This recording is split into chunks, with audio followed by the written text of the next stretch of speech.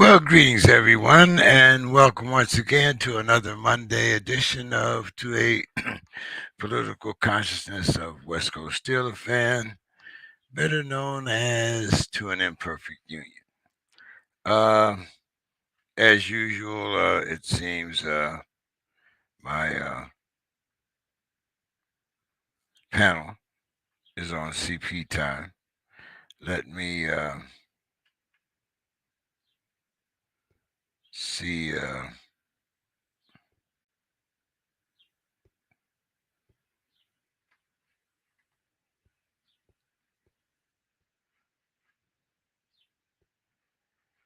What's going on here? um,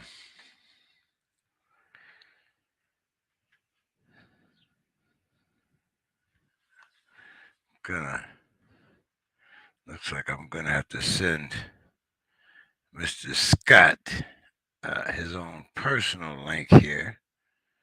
I'm not sure. So,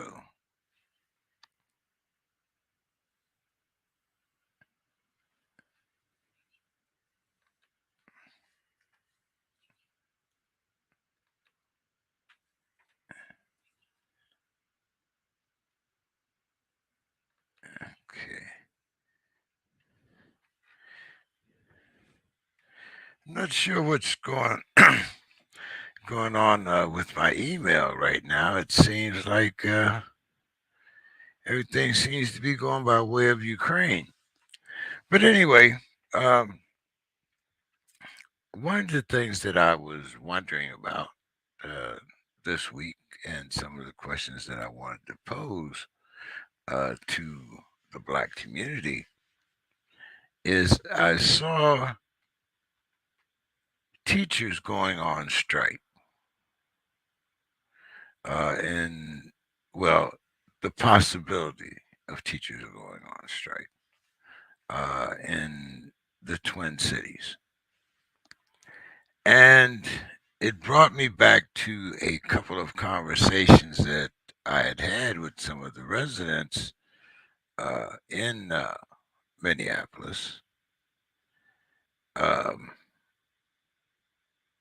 about education, about the school budget, the state budget for education, the surplus of money in the school budget, the alarming rate of social illiteracy within the Black community,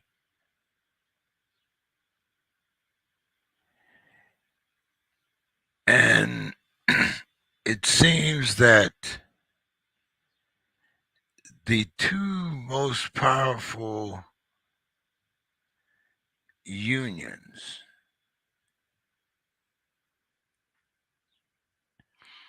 in most cities are the labor unions and the teachers unions. Now, let me see. Uh,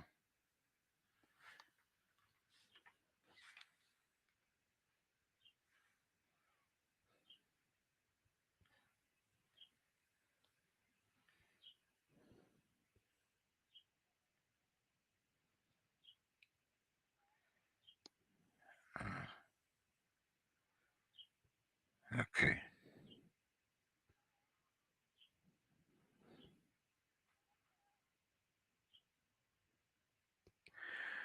Okay. um,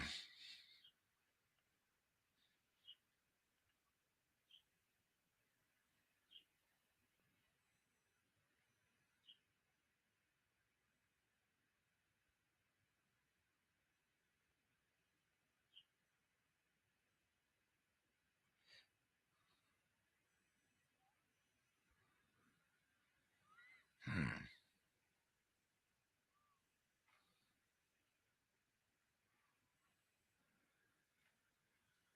Okay. Uh, Let me go on here. Um, My second point that I wanted to talk about this evening was once again talking about police unions and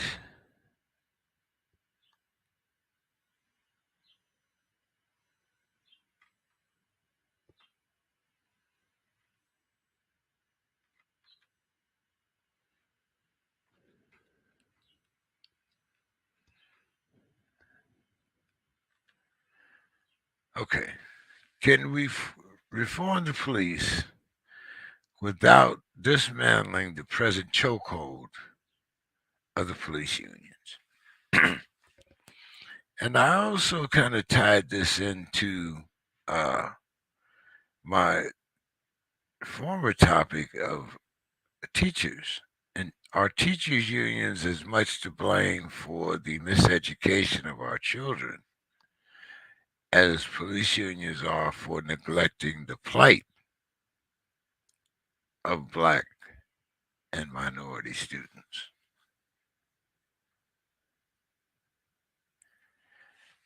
Before we can solve individual problems, are these institutional problems that we have to address. And of course, the third topic: has the war in Ukraine become the latest excuse to lessen the microscope of the influence of white supremacy and right-wing influence on our elections? Uh, okay. Uh, I see Dr. Casey got it. I'm not sure. Uh, okay. Uh,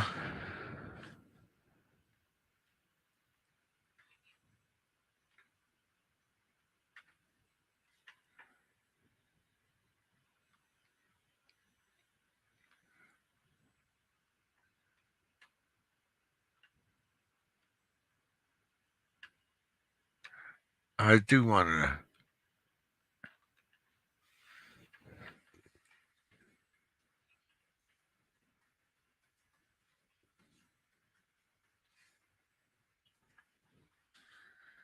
Okay.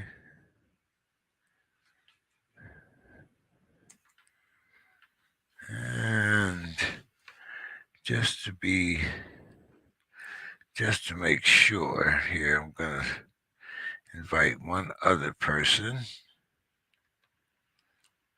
and I'm going to send them a link also.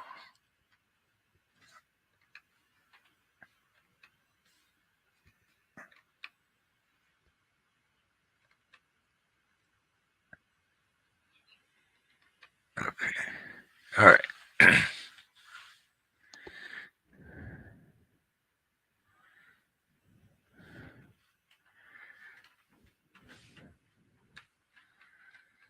And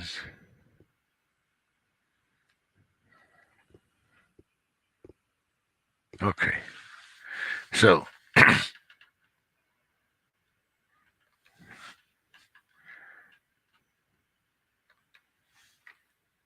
right.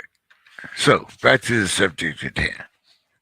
Um, I'm not sure exactly how things are working out in Atlanta, um, because I haven't seen. Excuse me. I mean, this is bothering me.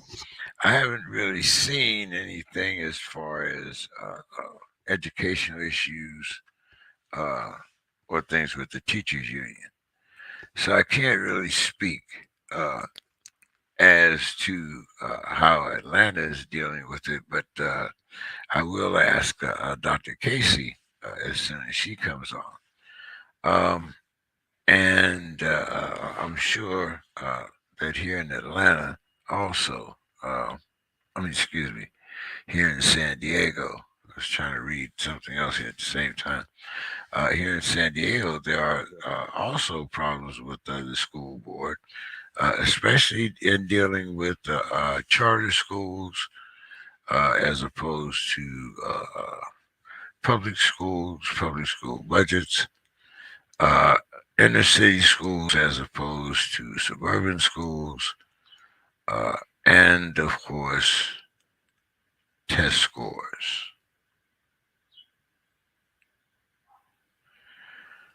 And this is how I kind of tie it up in one proverbial brown bag. Because the state, I believe, sets the standards for schools, for teachers.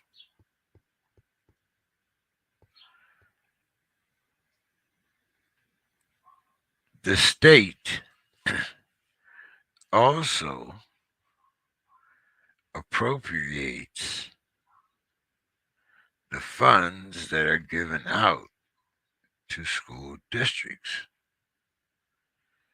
And as I said, maybe someone that comes in will eventually tell us something a little bit different.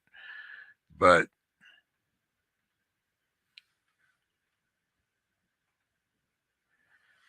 then each teacher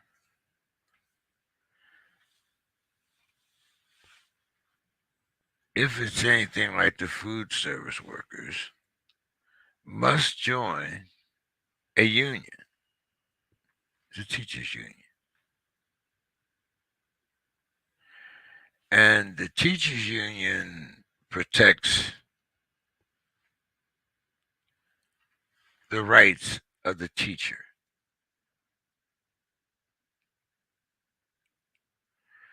Now, I'm I'm not saying that there's some oath that teachers take like doctors to do no harm.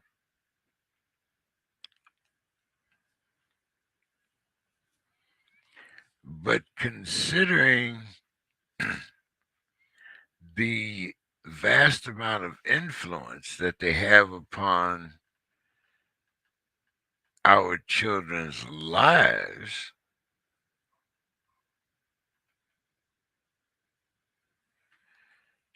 should there not be an internal, if not, like I said, I don't know what's in the teachers' accreditation, what type of, uh, maybe they do sign some type of statement, but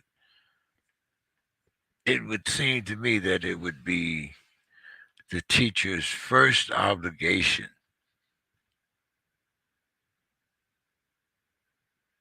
to make sure that they also do no harm.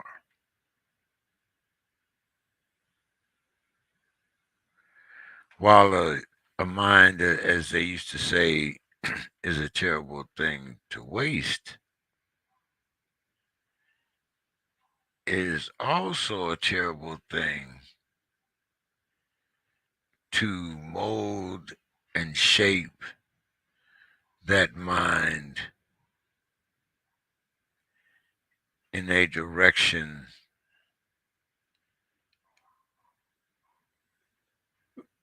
where people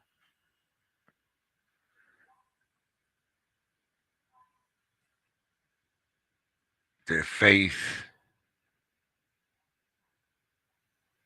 their garb is looked down upon simply because of race, creed, or color.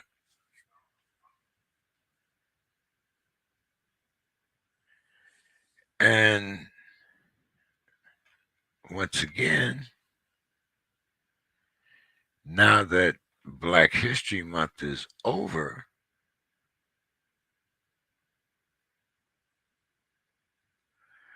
Can we still teach Black history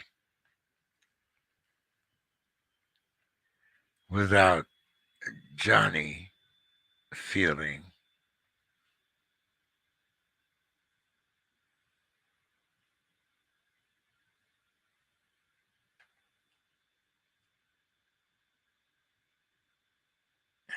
I don't know what do they call those feelings in Florida? uh, oh, I see Dr. Casey's here. Uh, so,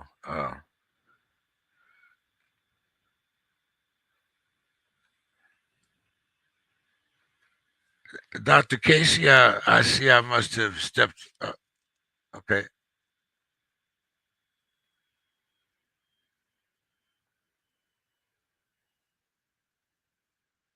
Hello? Can you hear me? Okay. I can hear you now. Yes, I can. I can't hear you. Can you hear me? Can you hear me now? Hello? Hello? I can hear you.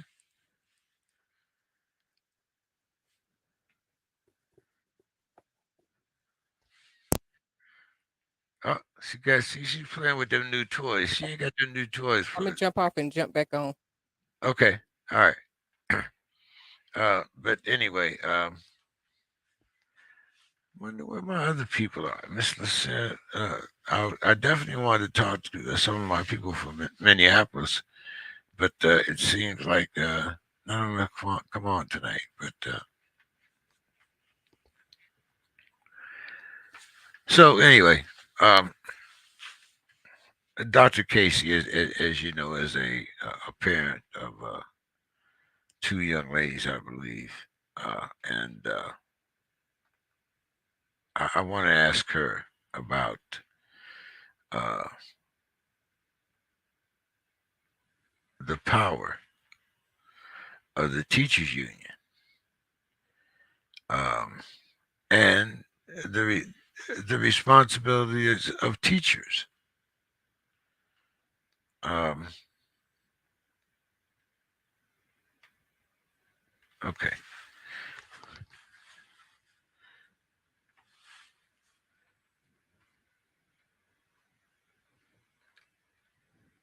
My apologies.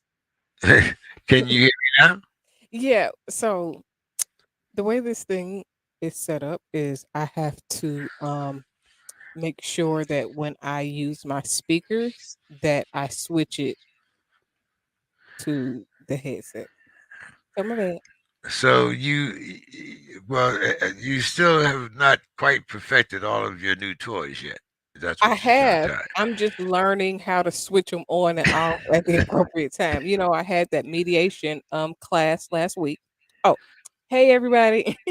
me. So last okay, so in January I did a civil mediation class, and in February, well, at the end of January I became a civil mediator in the state of Georgia, and last week I took the But wait a minute, domestic. hold on. Yeah, what is a civil mediator? It's a neutral, somebody that people go to before they seek court action. So it but So this you would be an arbitrator? sort of, but it's different. It's the same Okay, thing, but just a different title, basically. okay. And when people go for divorce, normally they have to go to mediation in order to try to settle their divorce before they go before a judge. So last week I did the family and domestic mediation classes. So by the end of this month, I should be a divorce and family mediator also. So uh, we've listed all your other titles now. I mean, there's So only I there's am it's a lot. It is, I yeah, know. there's only 24 hours in a day. I know, but the more titles that I have means the more knowledge that I have for the people that need to see titles to validate knowledge. I don't need it. Everything that I'm learning is things that I do naturally and have done for several years. But other people sometimes need to feel like a person is validated through other means than actual experience, knowledge, and all those things. Should I go back to our little discussion that we had on the term reverend I and mean, what it and hold it now, and what it meant to have other people see that title on your resume. Not necessarily you, but as you said, doesn't that give you automatically a well, certain validation? what I have done recently is change all of the verbiage on my website when I'm asking for interviews or giving a little brief for my interview one pager is that I am a non-Christian licensed minister because um people assume minister or ordained minister and automatically think, oh, well, she got to be a Christian. She got to be a preacher. Ain't wrong. Try again. I smoke weed, cuss, and I have fun. But um, it's really more about serving the community, really. And a lot of people don't realize that minister is a title for servant. It's not like is supposed to be anything more than somebody that serves other people in the best way they can. And most ministers don't really do that. Most times, ministry is a ploy for financial gain. Yes, preaching to the choir here, but anyway, but like sometimes, especially, and maybe not so much in your generation, maybe so, I don't know, but I know we used to put a lot of emphasis on those letters that you had behind your name, PhD, this, uh, do you find that that means less to your generation? Or no, I'll put it like this: do you find that it means less to your children's generation than it did to our generation or even yours? So, what we are realizing now as a collective, for my generation and the next, is that education doesn't mean intellect. So, you can go to school, you can know a whole lot of shit, stuff and you can totally be useless. You know what I'm saying? Like I know plenty of people that go to school, they know a lot, but they don't know how to do the practical things in life. They don't know how to apply the information. That's where wisdom comes. Wisdom does not come from just knowing a whole lot of information. And then the other part is a lot of people go to school and get information but lack experience. Like the experience before getting the information. Like a lot of things that I do now are things that I've been doing over the last decade. But the educational portion just matches things that I already knew, that I already studied. Like I self educate. I read books, not as regular as I used to because I haven't been walking as much, but I buy books regularly. Like I don't buy as many actual hard physical books because I prefer listening to audiobooks. But I do got some books that I just bought. Those books, I think I put them on my Instagram, on my Speaking Freedom Instagram, where I just bought a whole rack of books. Now, am I going to read them out? If there is something in there in particular that I'm looking for, or the reason why I bought it, then yes. But I buy them. I think I got an app, or there is an app where I can get it read to me, even the physical copy. So I just don't have time to sit down and just park it and not do or think about anything else to read a whole bunch of physical books. But education is not the strongest means of validation or knowledge base. Common sense sometimes misses those that are educated. So if you can't have common sense and education, then you I don't want to say you're useless. It's just a different parameter of what you're able to do. Well, a lot of people don't want to necessarily take those knocks, Sometimes education comes with hard knocks, whereas knowledge, all you have to do is read it and you can absorb it. So, But but when you begin to learn stuff though, your soul eventually is like, okay, you know this, what you gonna do with the information that you know? At some point you gotta grow into what you know.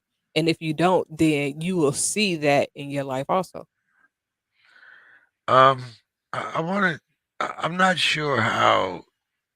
Since we're talking about education, I'm not sure how uh, teachers and teachers unions and education, state education. I'm not sure how that lines up uh, exactly in the city of Georgia. I mean, in the state of Georgia, city of Atlanta. But usually, the way that I'm thinking is the state certifies the teachers, and it also draws the lines of uh, the board of education. I guess you want to call it, or the Jay, governing body. Yes. you know, here in Atlanta about I want to say in about 2008 or 9 or so, there was a whole cheating scandal here in Atlanta in the school system where the kids wasn't even passing the test, and they were just cheating. They was like the whole it was teachers that went to jail and got fired and everything. And so yeah, how it pans out in Georgia? Uh, Well, here's my thing, because we keep talking about how the educational system has failed us in particular. And when I talk about that 20% of kids that can't read, I'm going to say that somewhere between 12 and 15% of those are minorities, just off the how top many of my head. adults can't read though? 'Cause Well, listen, but see, that even goes back further, because a lot of these adults have high school diplomas, and my my point being is that we know that we have kids that are just passed on. Some because they're too old to be in the class. mhm, Some because they're a nuisance to be in the class. mhm. you know, and some because I have a quota that I have to fill to make sure that That's so how many many of people my pass. kids pass. That's where the cheating come in. Right. So, we always complain about the police union, but what about the teachers' unions? Okay, so I'm trying to access the memory files that talk about the police union, or unions in general, because I don't believe that the unions were put in place to really help as much as people think that they were intended to help. They actually were put in place to kind of micromanage the overall aspect of whatever it is that people are working to do. And it's just like a third part. I really wish that I lost so much of my memory space um when I got sepsis, to where things that I used to could remember off the top of my head, I can't remember like that no more. But I did read an article about unions that stated that unions were not really put in place to really help the situation. They're literally a micromanagement of a middleman between the two people. Even though the unions are supposed to be for the people, they're gonna do what's in the best interest of the company 9 times out of 10. So I don't know if a union type of organization could even really help with the issues, because we got several. One, you got to get people in schools teaching that actually have a passion for teaching, because not just teachers, um, in every field, there are a lot of people that do things either for the money or for the ease of the job. Some people don't want to work and do more. They just gonna do just enough to, make it be what it needs to be. Some people are teachers because their mama was a teacher or their grandmama was a teacher and they feel like they got to carry that out. So you got to have people that really want to teach and want to impact children, whether it's a substitute, whether it's the actual teacher, or whether it's somebody that transitions and helps. Because if you get, even if you have a substitute, I know how I was when we had substitutes. We used to be bad as hell. Because a substitute normally does not care. They have no connection to the class long term. So whatever you do is just whatever you do. And then you have I remember my daughter went to a local elementary school and one of her teachers, she ain't know shit. I was mad that she was even a teacher at one point. She was a nice little lady, but my daughter learned nothing that year. They didn't do all the assignments that my son did the year prior. My daughter did none of those. And then we had another teacher. And some of these, in this situation, some of these teachers have children with disabilities in the class also. So you got one teacher, maybe an assistant teacher. And then you get 28 to 32 kids in a classroom. And then out of those, at least one or two may be mentally or physically disabled to where they need extra attention. They need extra looking after. And if they don't have special ed classes in these places, then when it comes to um the type of education you're going to get is going to be diminished for all the other kids because this kid needs attention, direction, and hands on all the time. And when I'm saying this, I'm thinking about this particular little boy that was in my daughter's class, and he was a good little boy, but he had challenges. He had mental challenges where he should have been in a class where somebody could have taken and cared for him separately. Because if you always got to monitor the one child that has challenges, then the other children don't get the attention to learn what they need to learn. But the other thing that I was talking about when I said how many adults don't know how to read is a lot of you talking about a lot of parents and grandparents that had to drop out of school in ninth, seventh, eighth grade. Some people never finish school. A lot of people have high school diplomas, but a lot of people don't. And even when they do, that does not mean that they were sufficient at reading, reading out loud, reading in general. So many people have problems reading and are ashamed of it that you wouldn't even know it because they're not going to talk about it.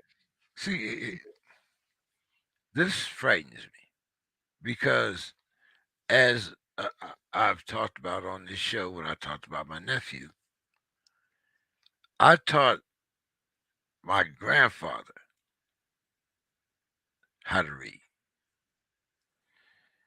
I remember when I went to prison, one of the way I kept from working in prison industries is I would teach inmates how to read, and they would pay me. So therefore, or I mean, Well, this shit, you was should have been a teacher, James. well, These kids hey, need you. this was my hustle when I was in prison because I didn't want to get these hands. I mean, hey, there was a reason why these hands was nice and smooth when I rubbed them across my woman's back. You know what I'm saying? Mhm. I knew what a manicure was back in 1978. You know what I'm saying? Right. So yeah, what I'm saying is I'm addressing the same problems at 75 that I was presented with as a kid when I was 12 or 13 years old. You know what's As I said, crazy? I have a nephew that can't read and he's in the 11th grade. What's crazy is that in my heart, I believe that when I'm 75, I'll still probably think, you know what? Me and James used to be on that old show, and we used to talk about this, and I was just gonna keep on going and going and going, and it ain't shit changed yet. That's how I'm gonna be because the cycle has not stopped. and it's Look, always seems to be a I got distraction. 26 more years to be here. Are you telling me that, that I'm gonna be going through the same old shit? It's so many distractions in the world and so many things that can take us off of focus, especially when it comes to fear and all of the fear-based narrative that's surrounding um not just the United States but the world in general. And then if you listen to people talk about politics, if you listen to all the things going in the world, one, you be trying to figure out why in the hell is the United States and everybody else business and they got their own shit that they ain't solving. But then two, um, you just realize that a lot of people are lost. We have been led not astray. We've been being led by leadership that has no um use for us outside of financial gain. So they're not teaching us anything that won't profit them.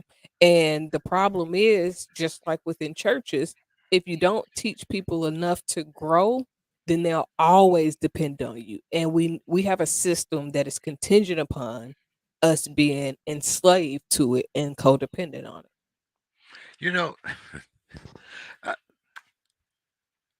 I turned on Fox News this morning, and for a moment, I thought I was watching Saturday Night Live because there's, I even forget what it's called now, but there's a show on in the morning, and usually there's 3 to 5 women on, hosted by this one black lady that has, I'm sure she has an affinity for Tammy Faye with all of the makeup that she has on her eyes.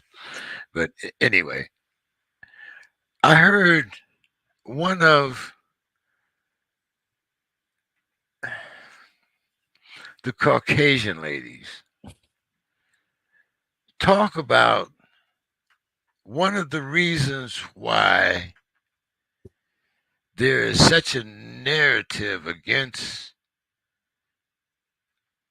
the left is because we are seeking to take land away from these white proprietors. You talk But about the land that they stole.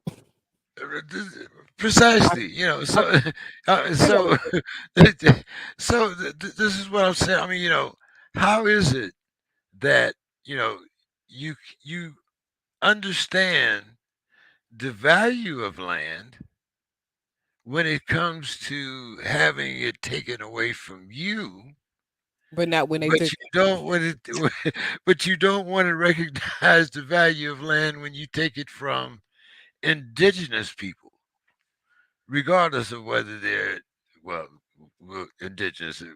That's another whole. but that goes But that goes back into what I'm always talking about when I say the goal, it seems to me, is to keep brown people blinded by racism, by sexism, by money problems, by everything. Because at the end of the day, that thick Bible that I got, I mean, not Bible, this is the Bible. Hold on, I'm gonna show you to you.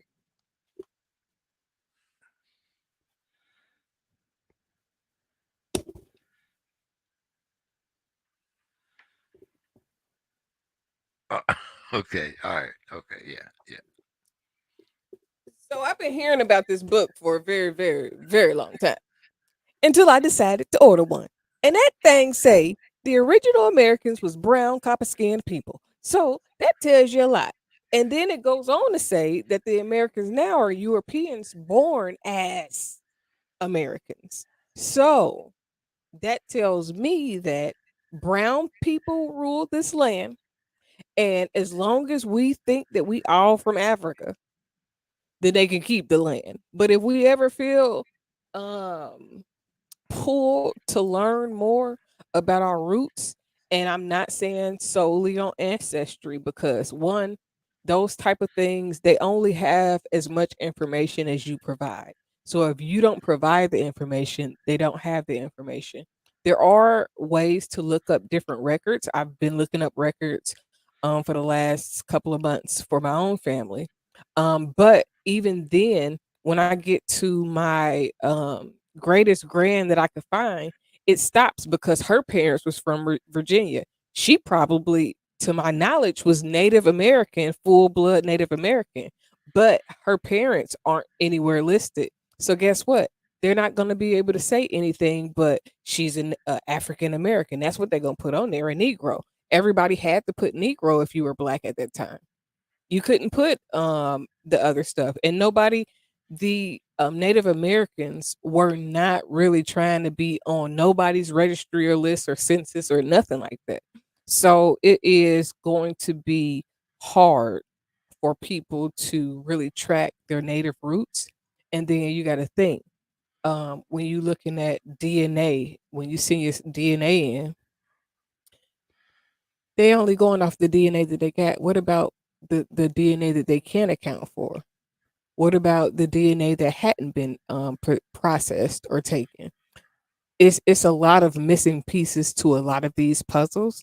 But as long as they stay missing, we stay distracted. It's almost like using religion to keep us bottlenecked into whatever they tell us to do. We got to do it because they obey the laws of the land. You know what I'm saying? Like it's intricate things that have been put in place, and it may not even have been put in place with the intention at the time, but long term this is the effect that it had.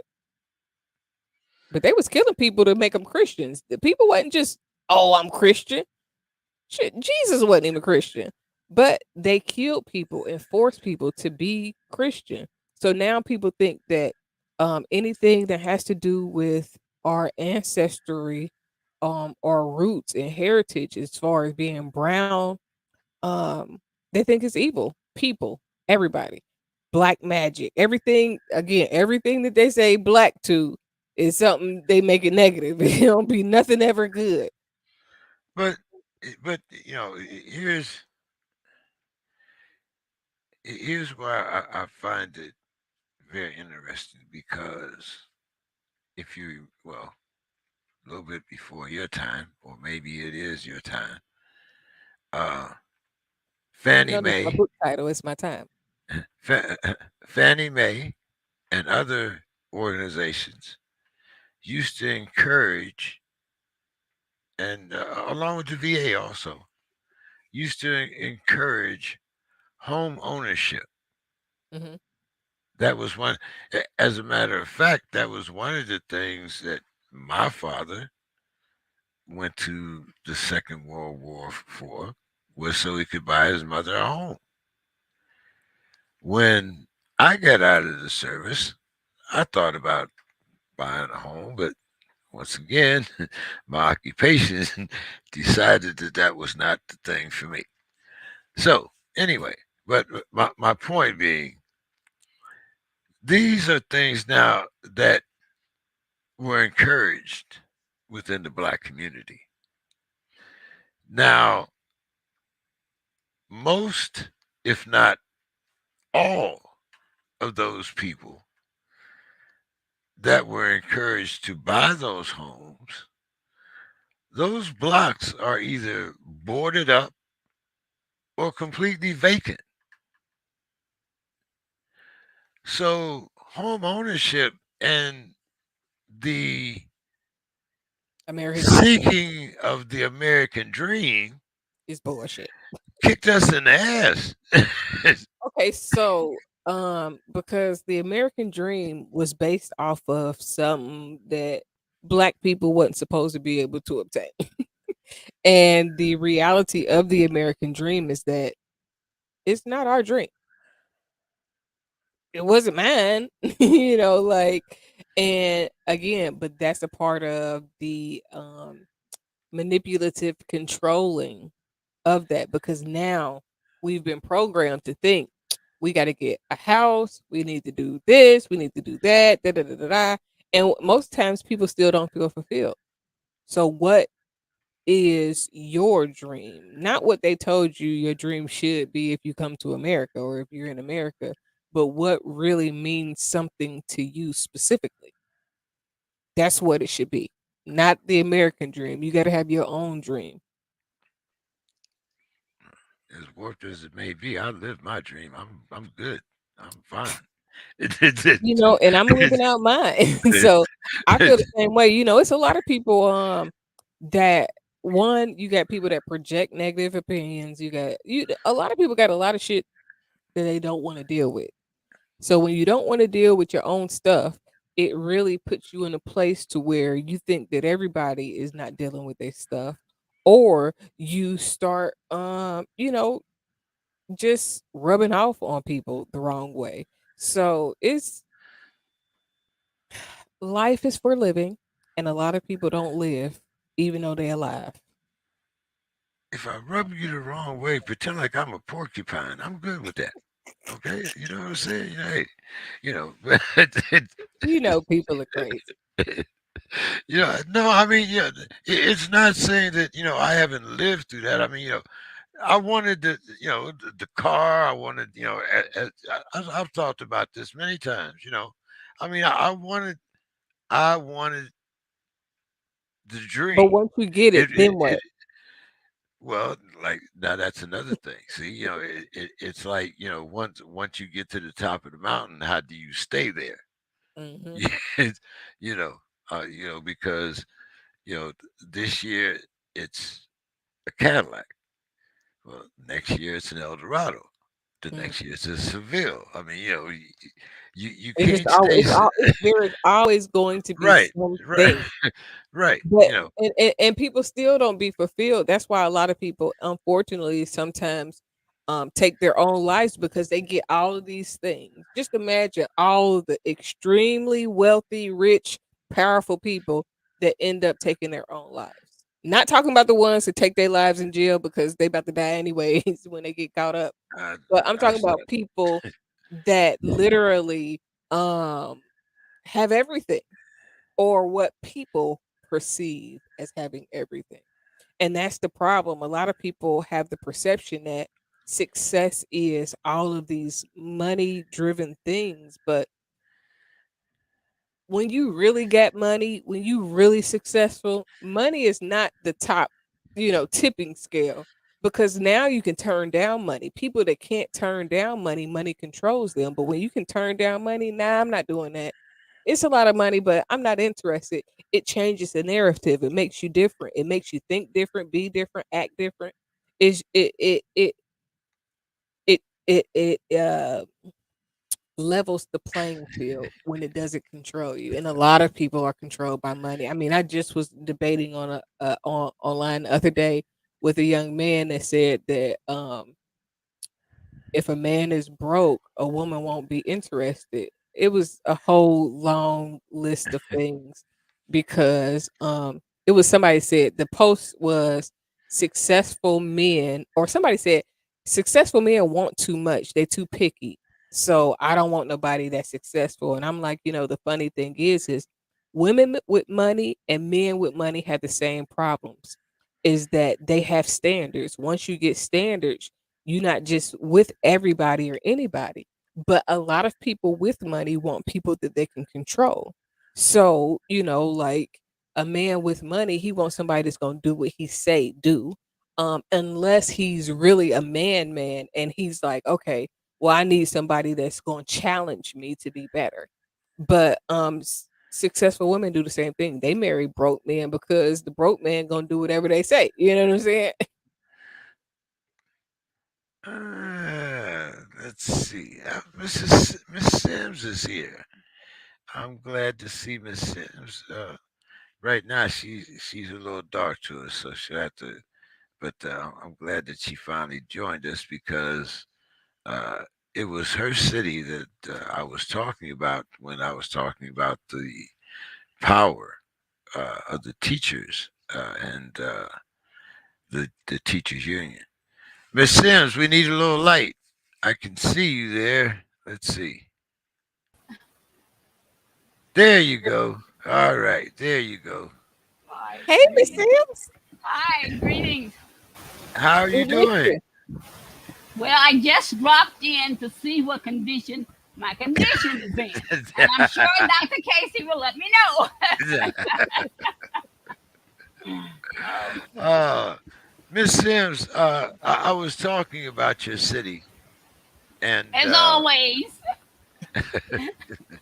well, you averted a teacher strike in the Twin Cities, I believed, I think so.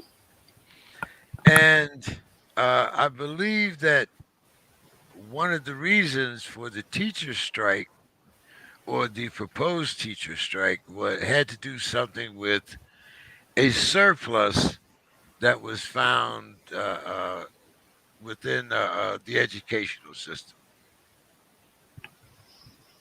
And I did hear that, but when things like this arise, I always look for what's going on underneath the surface in That's what I want regards. to talk about. That's exactly what I want to talk about. And a lot of times, I personally don't have the ability or skills or whatever. I'm not in tune with what's directly going on beneath the surface, or looking at the power behind the power. But I know, as I always say, you look at people's behavior and listen to them, they'll tell you certain things. And I think last week when I was listening to, they had a panel of, maybe they were just at the beginnings of the negotiations for the strike, and they weren't too sure. And so you had a couple school board members on,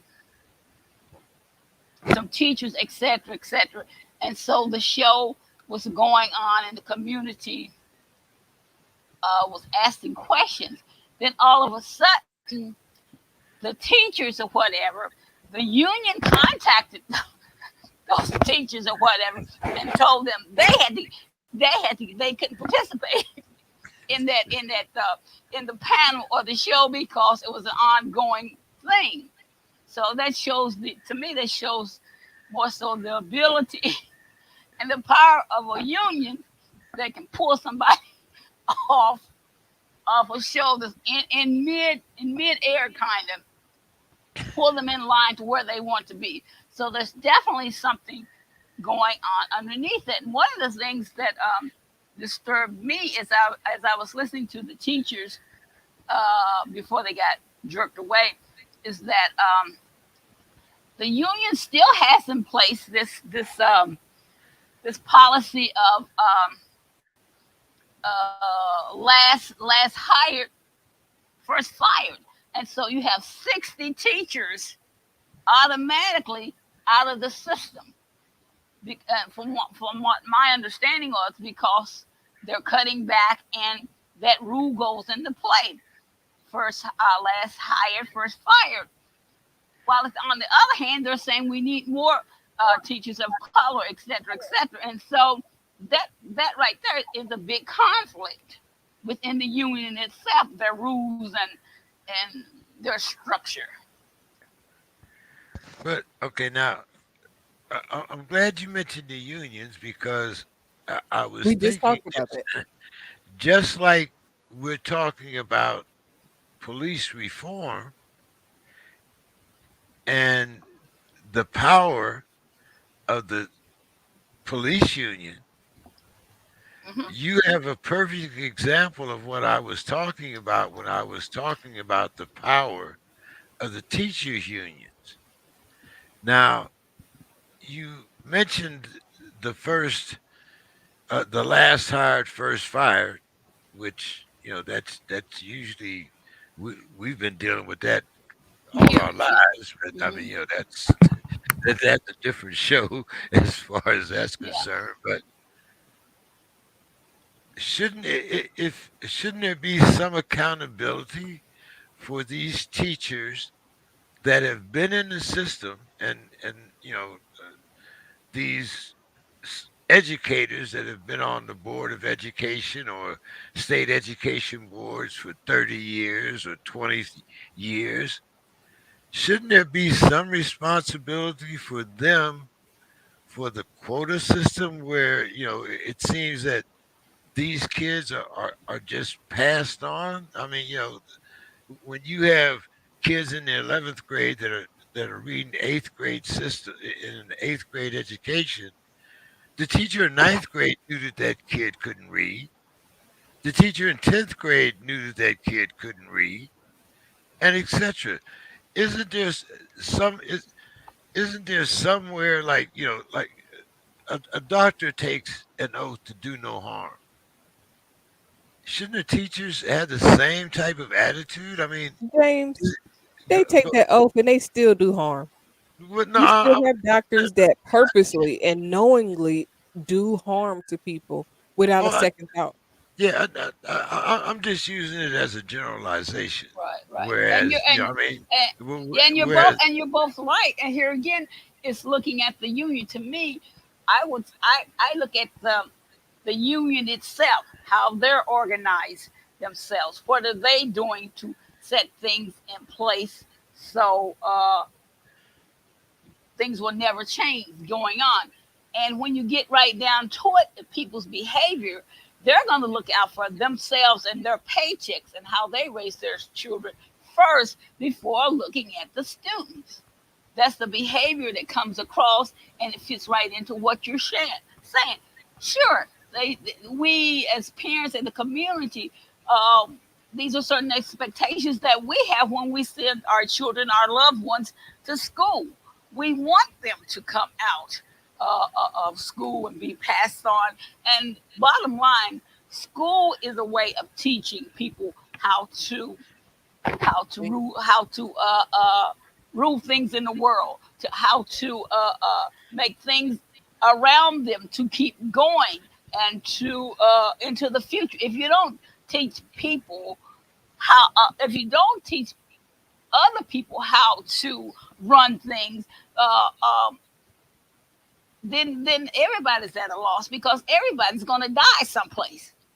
Nobody lives forever, and if you're not teaching those that's coming on behind you how to read, so they can know how to do things in this world that they're going to be running across other people and things, then you why are you there?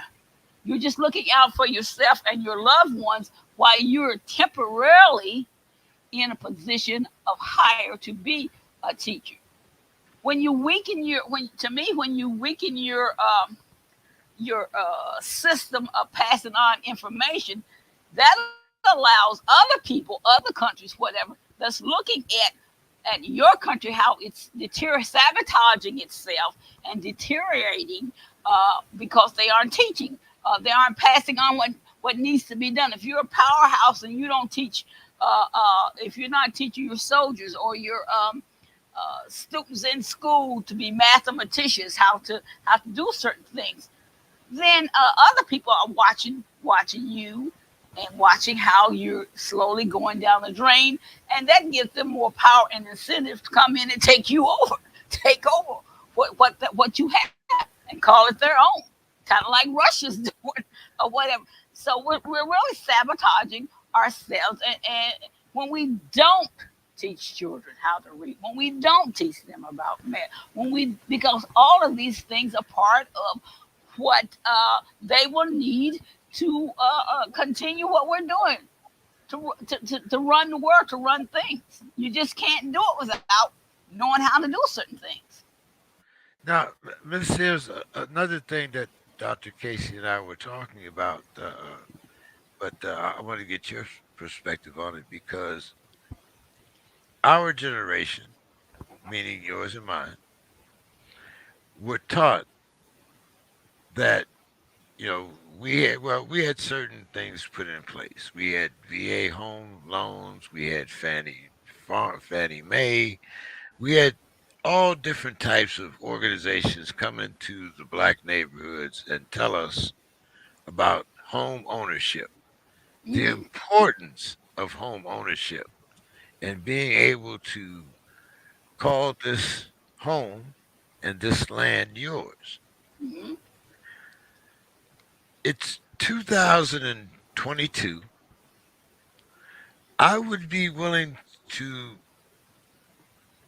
estimate that at least 65% of those blocks where those homes used to be are either vacant or the homes are boarded up.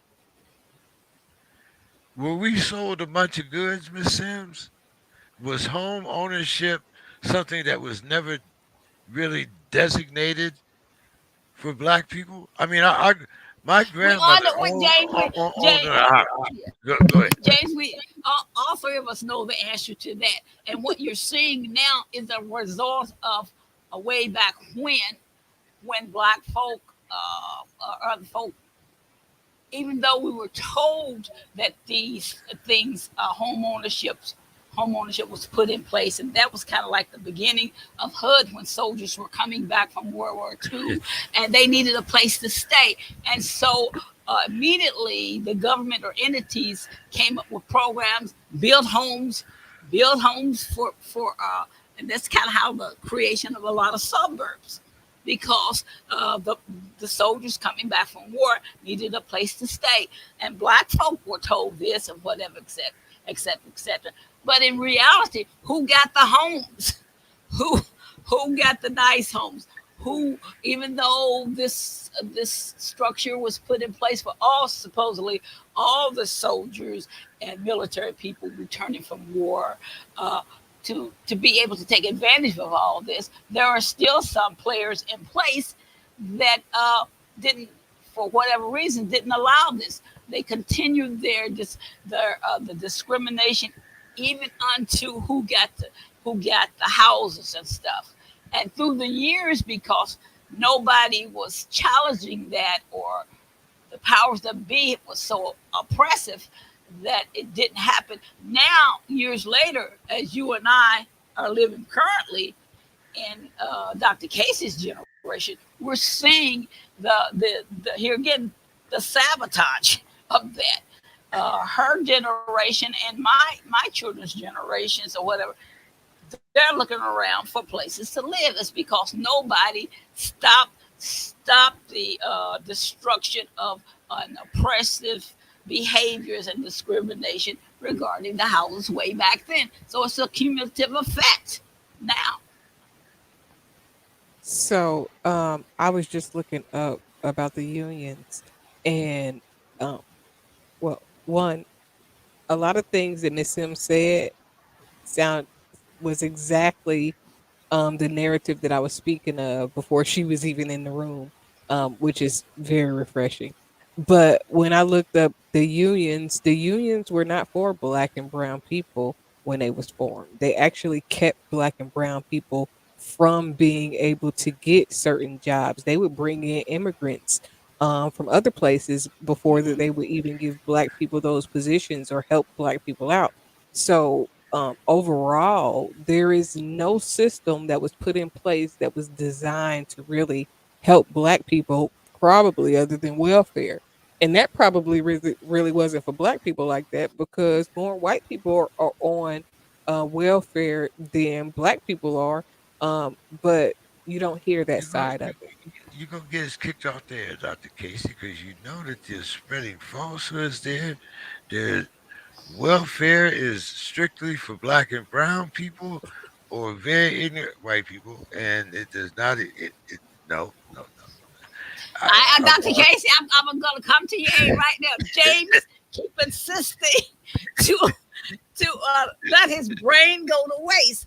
And as you were speaking, it reminded me of you remember Muhammad Ali's reasoning for saying he wasn't going to war or going to kill people over there that hadn't done anything to him. Well, in this country, he wasn't allowed to do certain things. So he put his career and his life on the line. And I believe he went to jail for a while. he But did later go to jail. on, See, and yeah, most people won't do that because though. of the because of the stance he took in regards to look, why should I kill somebody that isn't And oppressing me or doing things that my own country is doing to me. and, Hmm. and, and believe me, as a soldier that was over there in the bush during that time, we all appreciated what he said. But if you really wanted to be accurate about American history, it was just as dangerous. As a matter of fact, it was more dangerous for me to come back home than it Yeah, was for me to stay over there in the bush. that's And right. Listen, James, I so, remember when I was signing up for the army. I remember it was this guy. Um, and he literally we was friends. He used to come over to the I was living in the projects with one of my friends' sister, who was also my friend, but I was living with her because I was technically homeless. And I used to just tell him, like, I'm gonna go to the army. And he's like, well, what if you go to war? And we were sitting in a apartment porch, two doors down for one of my homeboys got killed. And I was sitting there like, bruh, our friend Joe just got killed right there. Little Joe got killed right there on that corner. I could die right here in a shootout. My cousins was doing shootouts on the street. Now they didn't all serve their time, so I ain't snitching on nobody. They always used to have shootouts. I mean, talking about riding down main streets and shootouts and stuff. So at the time, for me, this was like a shoe in. Like, why would I stay here and get shot when it's something that I probably ain't even got nothing to do with, and then go over there and it's a risk of going to war, which I actually ended up going to war, but it's also the way that I can plan the future for my family. Like it didn't make sense to stay in a dangerous neighborhood when I can at least go and be in a dangerous situation and get paid to do it. I'm just sitting around here. well, it also goes back to a lot of situations that people like myself were put in. Most of us had been incarcerated during some time or other, and you get picked up on that certain sweep, and all of a sudden you get the alternative. You See, can and I go didn't know that here. they did that. Well, yeah, there's a lot of things, but you also have to remember this is 1966. So, you're given a choice. You can go here or you can go there. They Well, need to do that right now. They should do that to all these people that be killing people. Don't send them to but, jail. Send their ass to war. no, They no, like no, to no, shoot. no, no. That's a whole different ball game because you got somebody shooting back at you. That's a different See, ball but they want to be bad. They want to be bad. Yeah, Let's see how bad they are in real life. everybody is bad until the shooting starts. Listen, I remember Tet very well, where it wasn't until everything was over with that I realized that there was something running down my leg, and it was not, what it was supposed to be. But anyway, listen. you get conditioned after a while. But I'm just saying, I'm it's a telling you, whole Jay. different ball game. I was one of those guys that I mean, we didn't have shootouts and things like that. That it wasn't that quite that time. Occasionally, but most of the time it was a physical confrontation. But usually, that was the same scenario then. Well, if you feel you're a badass, then take your ass over here to these jungles and let's see how you work out. And that's what the mentality was. And I'm like, uh, I kind of feel like you about like that all these people that are so-called badasses and want to shoot people. That would solve the Give- jail problem right there. You send all them people that you got in jail for murder and all this crazy stuff. but but And it but but it would also preserve it would also end up in a lot of mass casualties. I have nephews that grew up listen, in the projects and whatnot, and I know these are not the people that I would want on the yeah. front line Listen, let me tell guard. you something, James. When I tell you, Miss Sims, that I remember being in Iraq. Well, first I told you I had a dream about going to Iraq before I went to Iraq. So halfway through the trip, I'm sitting here like, man, I had my dream, and in the dream we supposed to be in the shootout. So why did the shootout happen? Next stop, next breakdown, the shootout happened, and I vividly remember shooting my M16 at these people that's shooting at me, and the girl behind me was sitting in the back of the damn tire. I mean, she was like this, like, oh, what y'all got going?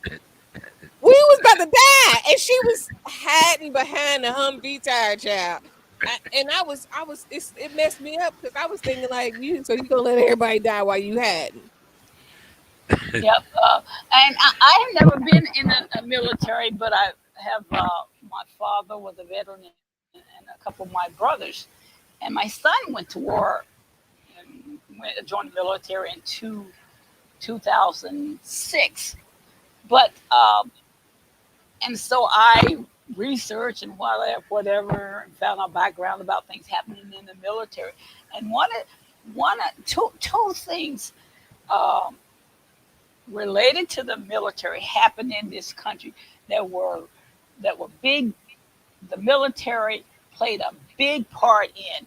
One was the development and start of HUD, and the second one was the transportation system across the country in regards to building interstates and things like that. And my understanding is, I remember um, some of that transportation stuff came on, I believe, Eisenhower, because when And he some was, came under FDR also. yeah, because when he was overseas fighting the war, he saw the importance of needing to have roads that connected other areas during wartime in order to get troops from one place to the other.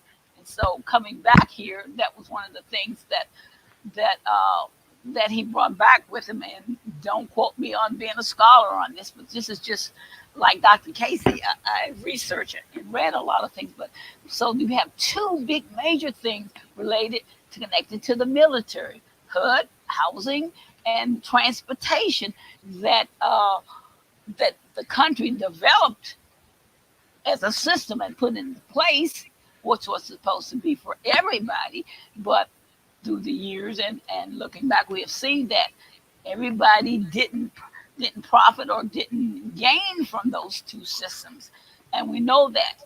And any culture, any race, any whatever, you're gonna have good, bad, and ugly behavior, no matter who you are.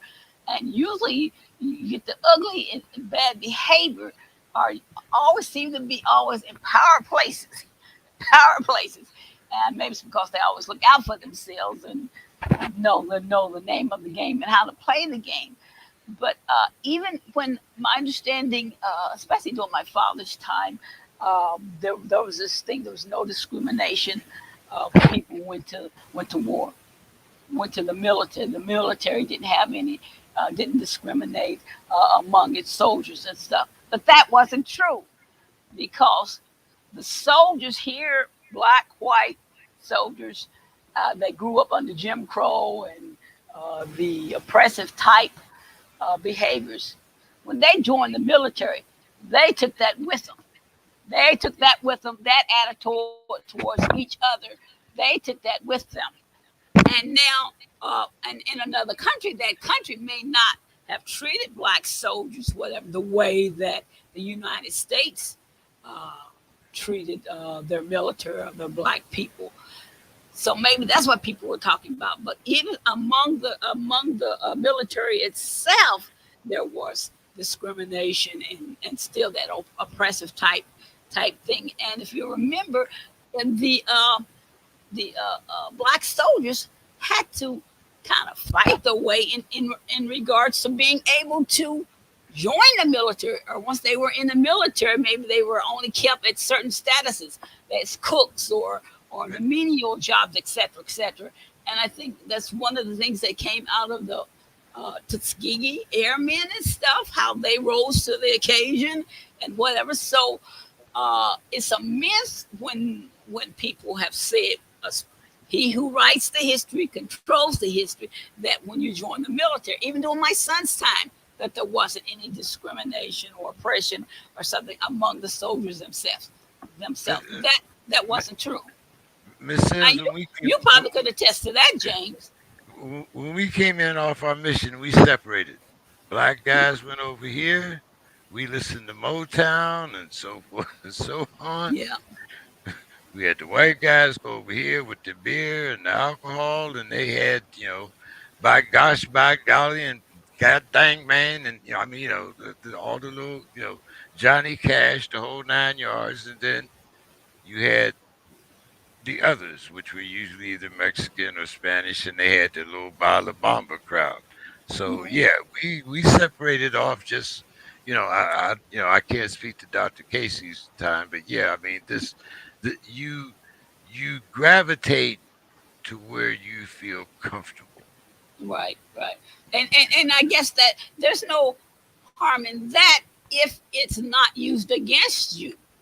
I mean, if you're not, if you want to be around your people or people that are like interests and stuff, that that will happen naturally as behavior. But what comes into play is when other people hold it against you, or it's that system is intentionally set up so there won't be any inclusiveness and to be set up to oppress people and things of that.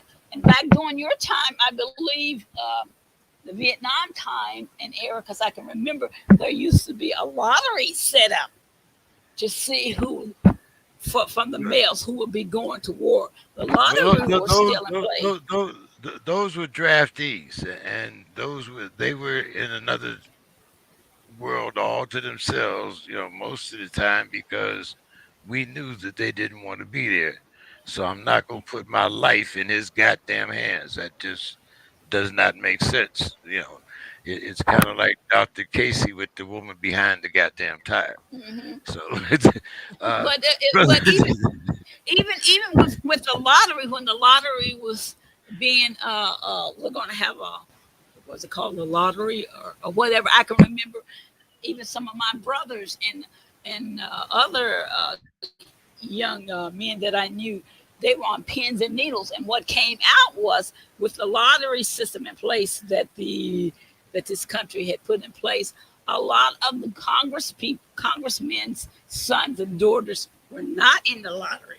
Somehow they were their names and any, stuff wasn't what anybody, they weren't in the lottery and things like that. anybody remember a president named Donald Trump? And I rest my case on Yeah, that. yeah, yeah. Dr. Brother Williams, how you doing this evening? I'm surviving. I'm good, brother. we, as you always tell me, Brother Williams, we want to thrive. We don't want to survive. That's right. But but we're, we were kind of talking about teachers unions and how the purpose that they serve is not really to teach. It seems to be more to defend. Facilitate. And I'm thinking about where we have these different systems in place, the Board of Education, the State Board of Education, where there are certain requirements that you have to supposedly fulfill in order for you to be a teacher. And one of the things that I cited and Dr. Casey immediately jumped all over me was when I talked about the Hippocratic Oath of doctors, do no harm. And I Hmm. thought that should apply to teachers also because they are Shame. in a position to do the most harm from kindergarten to graduation. Hmm. So, what is your take on teachers unions? I mean, is this something like police unions where we have to start at the bottom? We have to dismantle these types of groups in order for us to make any type of uh, uh, uh, in order to create a new system that actually benefits the students as it's supposed to. I would say when you look at the nature of unions in general, the idea is a protection as a result of dealing with a collective. And so, anytime something gets too big, oftentimes that item itself is going to now have to be revisited and regulated and changed up. So when you talk about whether it be police unions or teachers unions or labor unions in general, the whole point is, especially when you go back to a lot of times how they were started and controlled through the mafia. The point is that there needs to always be some type of oversight. And what happens is when you deal with things to the point to where it gets too big, Then the message oftentimes in the initial purpose gets lost, gets lost over time. And keep in mind when you talk about teachers unions, it's not about the curriculum. It's not about what's being taught. It's simply about the quote unquote overall protection of the environment in which teachers operate, so that individual teachers all have some layer of protection as individual teachers. And as a result of that, that also sometimes gets in the way of real accountability for the individual, because now you're part of a collective body. And so, yeah, going back to the concept of the oath, I agree with that, but it's more than just an oath. It has to do with just basically going in and holding the system accountable. But you also have to look at the statistics in terms, especially in terms of the black community, uh, in regards to the amount of teachers that we have as black teachers versus the amount of black students we have in our school system. So just right then and there, we're way behind the status that we should be, because just black people are just not going into those type of fields. And so that hurts us, because now we're dependent upon, you know our people that are not like us to teach us. And then we want to turn around and complain when we don't like what we're being taught, when we're not actually going in and making the change at that level. One of the things that Mr. Williams touched on was, and I thought about, was way back when, why people wanted to organize, wanted to come together as a collective, because they were being oppressed by the system and whomever, and so they saw the need to protect themselves against the oppressor. Once they once they unionized through the years, I think the oppressed became the oppressor, in a sense of where we're at now. Because when I was in school, and I was that first wave of children that went, and I said desegregate versus integrate, versus Brown Board versus Board of Education. So I was in that first year of that passage, and we went into a school there, and I didn't know what was going on politically, but I can remember the I was raised on a coal mining community, and there were about, say, maybe 10 children that went to school starting at the same time, and I can remember being in a room, and then all of a sudden someone comes in, and the other 9 students go one way, and I was left there. And that kind of was the way I was the token. And looking back through the years, through all the grades, I was the token in terms of being able to say, well, we have a black person in each classroom and stuff. But what it did to me, it kind of isolated me, and I became, I think, more not as outgoing as maybe the other ones. I became lonely because I was looking for my friends, and I only saw them maybe during recess. But I couldn't tell blatantly the other students, treated me differently or whatever. Some of that was going on probably, but I didn't recognize it. But here again, and it wasn't a bad thing if you were held back, because my great aunt was a school teacher in that school that we went to. She was my father's aunt. She was my great aunt. She's the only black teacher, first black teacher there. But during that time, it wasn't uncommon if you didn't, at the end of the year, if the students, black, white, or green, purple, if you weren't up to par, you didn't get passed automatically to the next grade. You got kind of held, they call it held back, but you were stayed in that grade until you accomplished what you needed to do to be able to pass to the next level. And Well, through the years, that has changed. yeah, as you said, through the years that has changed because now you have students being passed because they're too old to be in that class, or they're too old to be there. And Miss Sims, I think one thing that you kind of forgot when you were talking about your father and unions. I remember when the unions used to be segregated. You had a black union. Yeah. Mm, You had construction was one of the main ones. We had a black construction union hall, and we had a white construction union hall.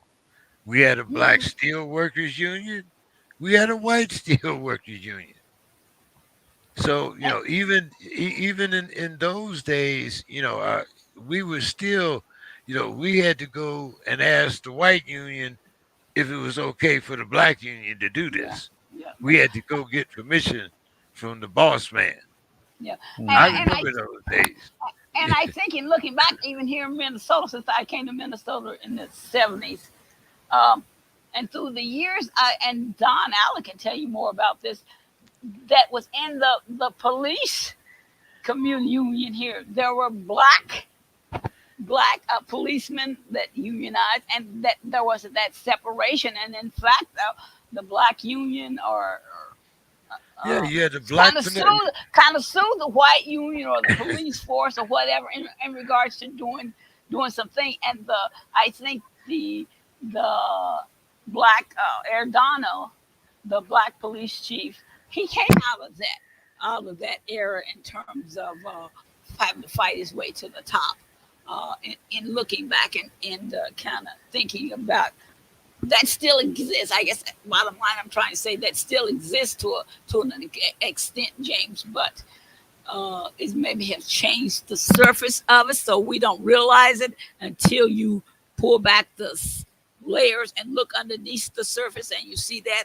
And even in unions, there's competitiveness, even among your own kind in term, and that's com- competitiveness comes into play when you have that rule of last hired first fired.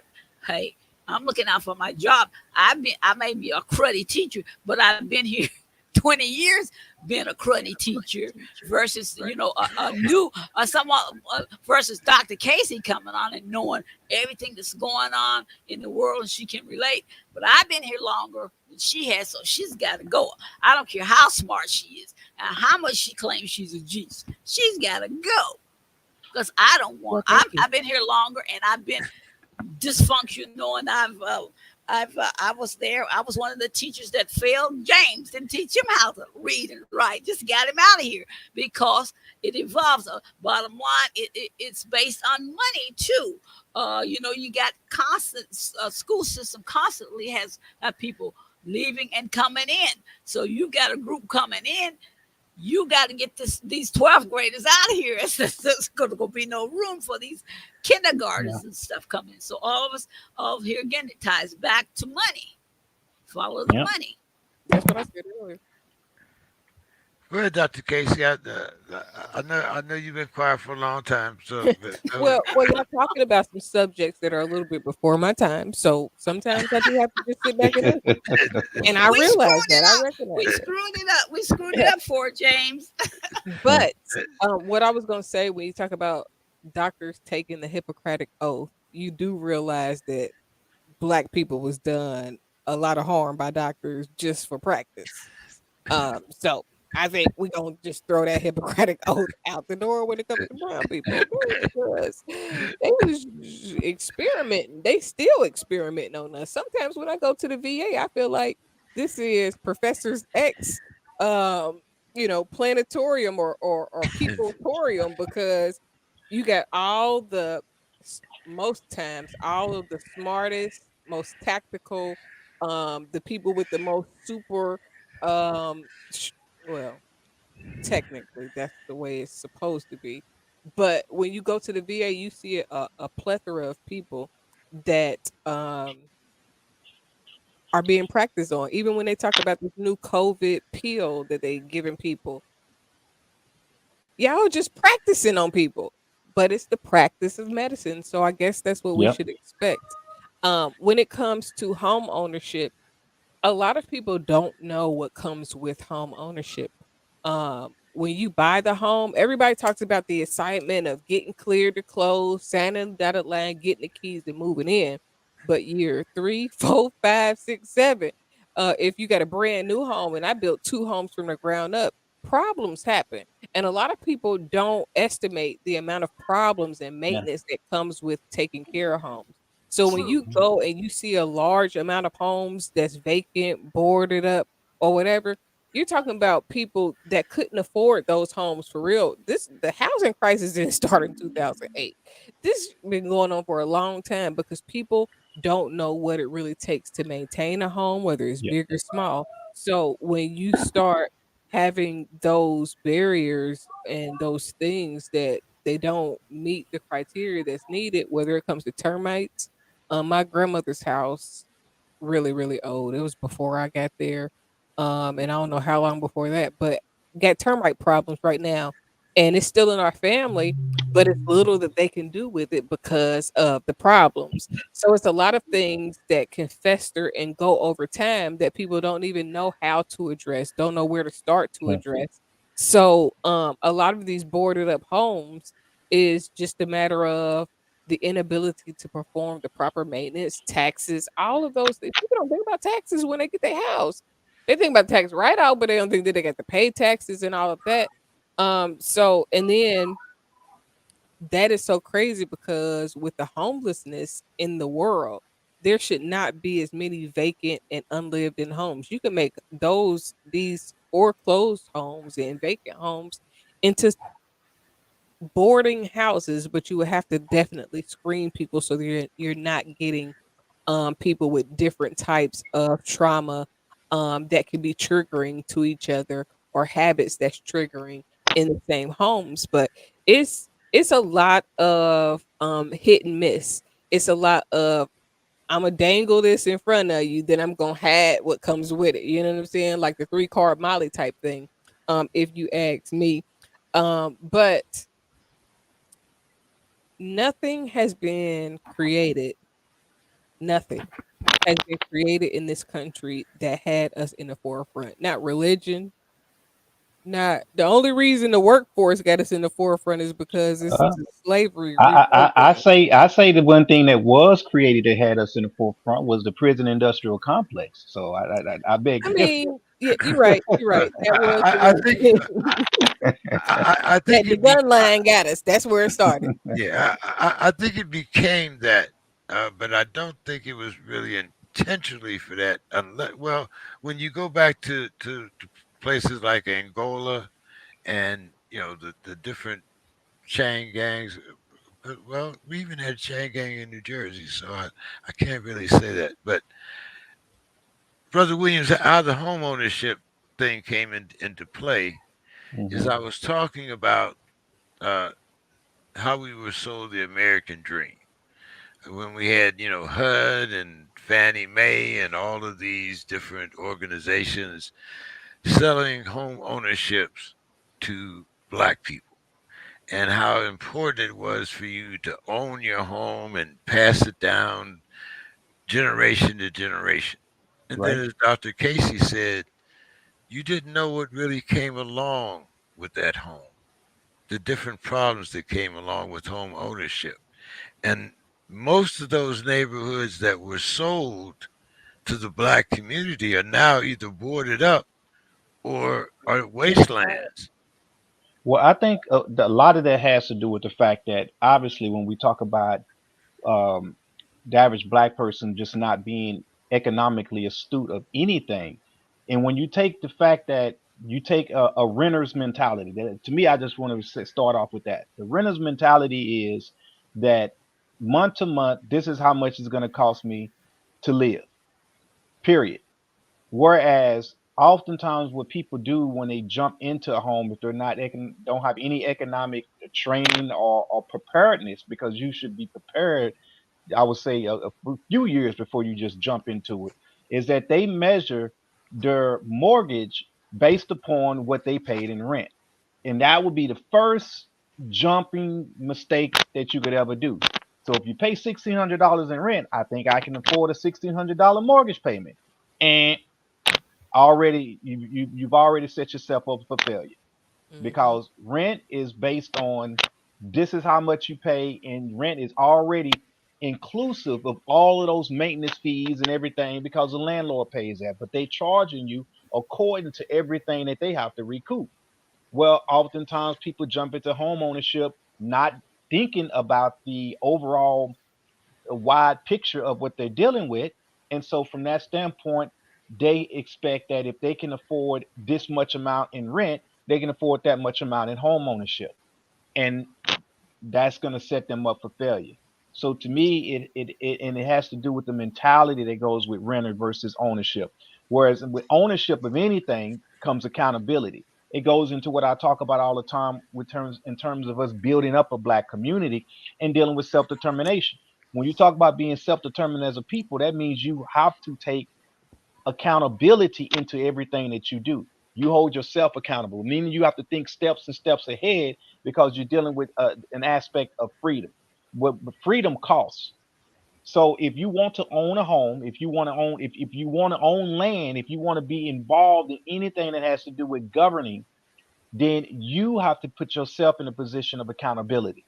And coming from an environment to where you are a renter, in your way of thinking and your psychological aspects of how you view life.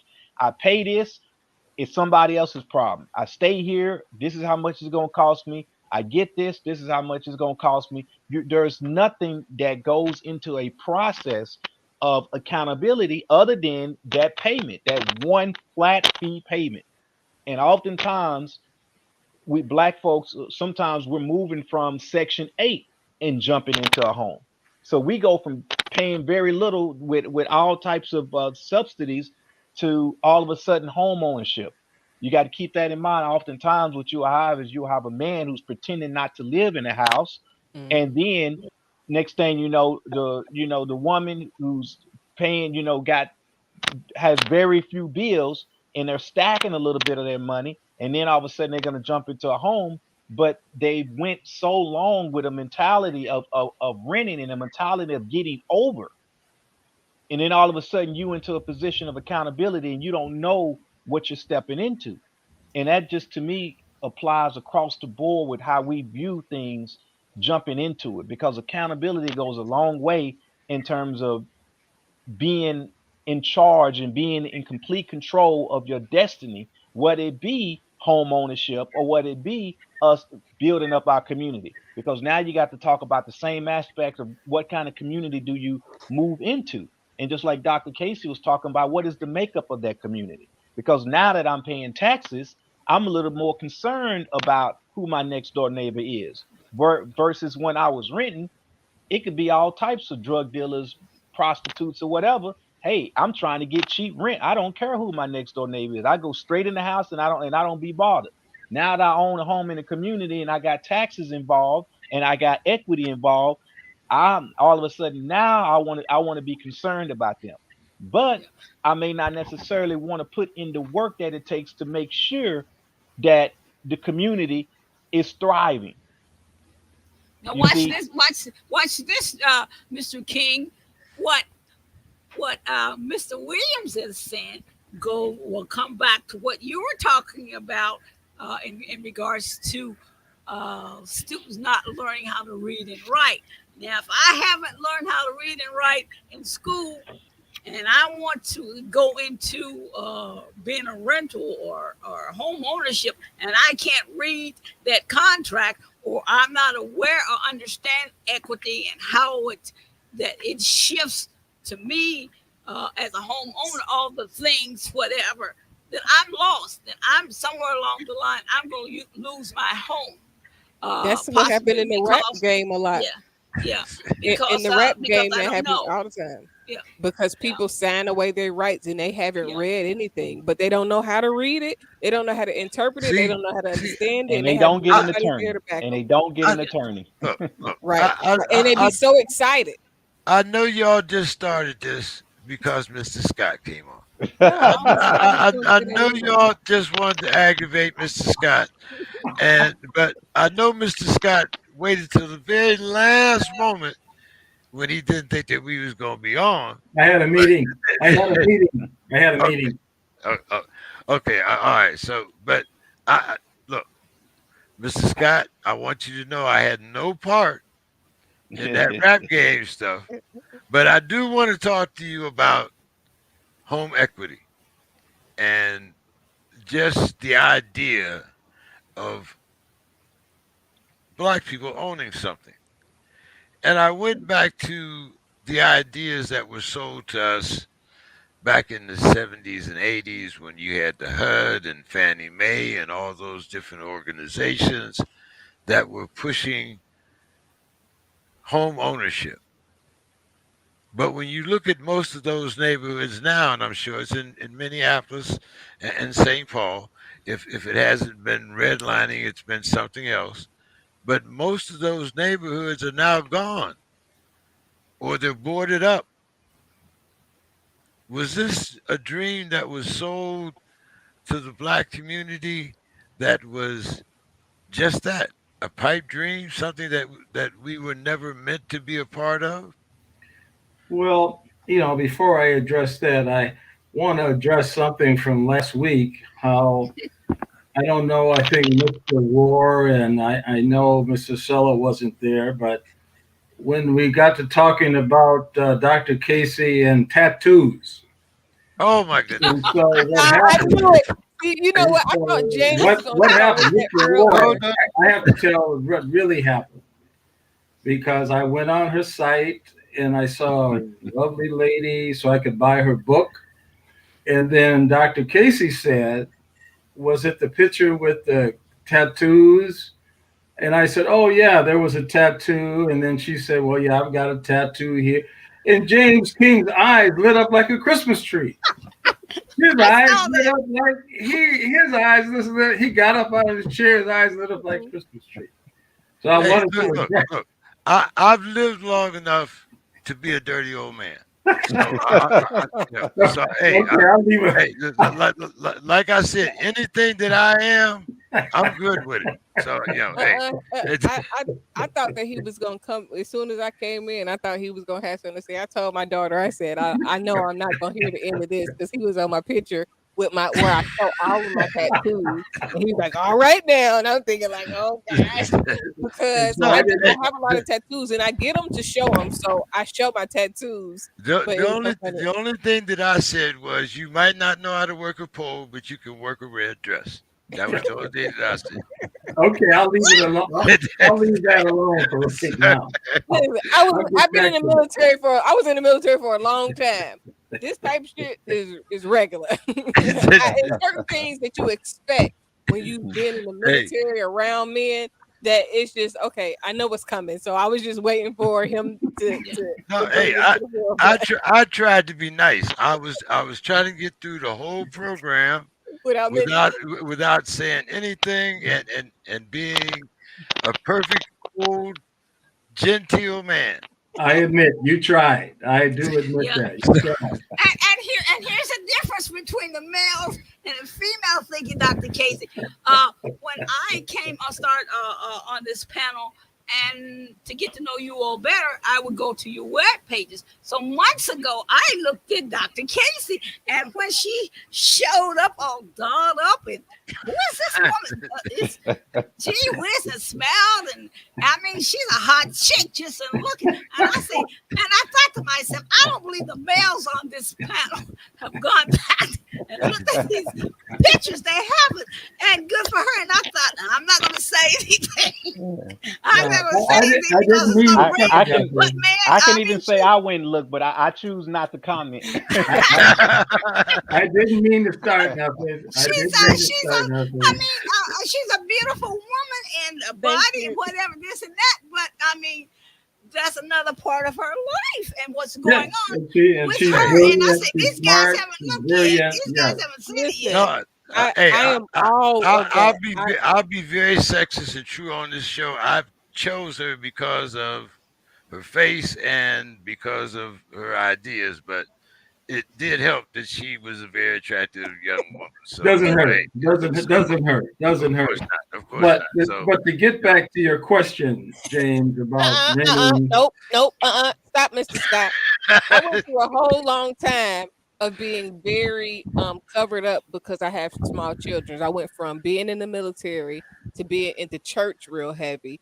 And then I went from being in the church to getting married in church, leaving church, and then to being a mom. So I used to just wear baggy clothes a whole lot. So I am rediscovering myself. So I'm a welcoming all of those compliments and all of those nice pleasantries because a girl needs that sometimes. So now I gotta ask you a Been question. going on 40. Now I gotta ask you a James, question. you So you better telling me those draw us tattoos are back all in, recent? James. Draw us back in, James. You're gonna lose us. Go You're ahead, gonna go lose ahead, us. Mr. Dr. Williams. Casey's taking us down another road. You better James, draw us mute back Miss in. Sim for a second. I want to hear what Mr. Williams got to say. My I do question, too. my question was just: are you saying all those tattoos are recent, and you wasn't being a Um, closet freak? Hmm. so this is what I was gonna say last week, but I didn't say it because I was That's here by because myself. James was just jumped up. He was so his eyes just woo got like a Christmas tree. Uh, I actually used to be have a lot of piercings. I had my tongue pierced. I had my nipples pierced at one point. I had my vagina pierced at one point. Ow! I've had.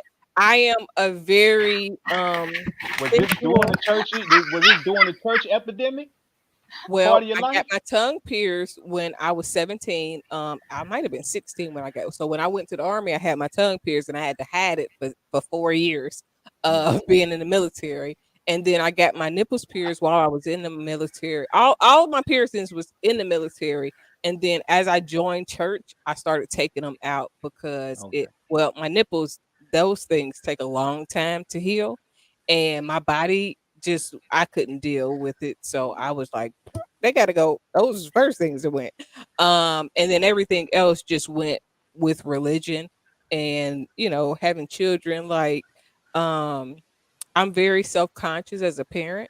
So I want to try to create a very balanced parenting system because I have a daughter and a son. Now, if I just had sons, it would be one thing. If I just had daughters. So trying to create that balance of being feminine, but also not being over the top because I don't want my daughter to walk around thinking that she has to show skin. And then I don't want my son with those feminine tendencies from being around a female majority of his time. So I kind of thug it out a little bit more because of that, because I want to create that balance. I know how important those things are and how influential parents are to their children and Well, what you what was the purpose, if I could ask you, yeah. Dr. Casey, the purpose of the piercings? Wait a minute. You know, Hold on, Mr. This Scott. is 'Cause this is a whole nother show Yeah, now. yeah, yeah. okay, Yeah. Hold that okay. thought. oh Hold wait, that wait, thought, wait, James. real quick. Hold that I'm thought. It done. was I just got an I want to get affirmation. back on I point. I want got to a get back show. on point. I got a show called Cribbing After Dark. We can all come on there and talk about that. No, but anyway, Okay. Invite me over. Y'all know I'm a sex coach, so I'm gonna talk about all that. I don't. I'm a very transparent person. I don't have like I'm not a lot of people are very secretive, but my first book is about my life. I talk about sex stuff and like everything that I've experienced up until the age of 23 is in that book. So I am the reason why my show and everything that I do is like this is because that's what my starting point was. It wasn't me, trying to hide out or be no. And I think being transparent gives more power to the person because can't Gotcha. anybody else use anything against me. Nobody can say I agree with nothing that. about me because I already talk about it. When it right, comes, right. whether it's my eye, my personality, whatever it is, I talk about things because people try to blackmail you and use things that they feel like can hurt you against you. But if you already say it, then you can't say nothing to me. Right. That's why I let everybody know my past to begin with. It's like, this is who I am. Bam, boom. Mr. Scott, let's get back here on Yeah, home, I wanted to Back home to our address. equity and home ownership. regularly scheduled program. I, I wanted to set that record straight, but Send I me the link wanted for the other to, show. about the renting and, now a big thing up here now is rent control. In other words, so that they can keep the rents at a certain level. And, I kind of look at it from the other side of that. I've been a landlord for several years. And I was lucky. I had one of my duplexes. I had people in there for the first 15, 20 years, upstairs and downstairs. They got along with each other. Everything worked out. And the lady downstairs, she lived with her son, and the son died. And so she was on Section 8, and Section 8 said she has to get out because this is a two-bedroom and she can't be in a two-bedroom by herself. I said, "Well, this is my building. I mean, why I want her to stay there. I'm not gonna put Miss Brown out. She's almost became family after all that time." So they said, "Well, we'll only give you a one-bedroom amount for that. We won't pay you the going rate because of that." And I said, "Well, okay." And then I had a lady upstairs that finally moved, and a lady next door that had been a godmother to my sister from the church. Her granddaughter needed a place, and she's grandmother's next door. I said, "This is perfect." She worst tenant I ever had. Worst tenant I ever had. She had a boyfriend that came over and tell me, "What am I doing there? Who are you?" And I'm saying, "I'm just coming to collect a little bit, blah blah blah." And he broke into my. I had a garage where I had a little Cadillac, Eldorado, that I was storing in the garage. They broke in it to take the CD player, tore up the trunk, tore up the back seat, ruined the car. Okay. Probably because he thought you was hitting his woman. So then, Not hitting her physically, right, he abusing thought her. no, But See that? you know. So, Creeping so after dark, then, so Dr. then they Casey. wasn't paying their utilities. Okay, so the electric company came and cut the wires. Okay, but when they cut the wires, they cut it out for the whole building. So the lady downstairs, the elderly lady, she had no electricity. Okay, so they upstairs people went and put it back together, jerry rigged it. So the electric company comes back when they check to make sure once they cut it to make Yeah. sure it's off. So then they pulled the whole thing out of the wall. They pulled the whole thing down, tore it all up. And I had to get an electrician to restore all the service in there. And then I had to evict. But my net on that is it's a balance. When the lady sold me that building, she was a very religious lady. She said, "Look, I'm gonna tell you one thing. You tell your tenants, Jesus is Jesus and the Lord is the Lord. If you don't pay your rent, you'll sleep outdoors." And so I was never a hard hitting landlord, or I mean, I cut grass.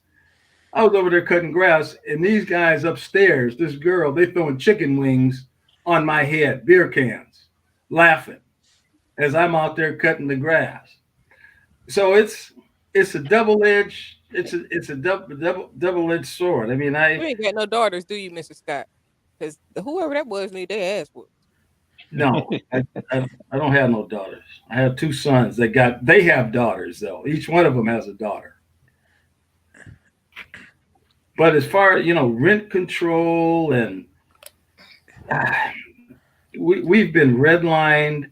I saw another article the other day about how some of the redlining where they run the freeways through our areas, through the historically black areas. Well, there's another thing that affects that: the air quality. The Mm. air quality of the cars coming through there, and people get all kind of cancers and all kind. The air quality that this shows the disdain and that they have for our community and now owning, like I've said, owning property is a very difficult.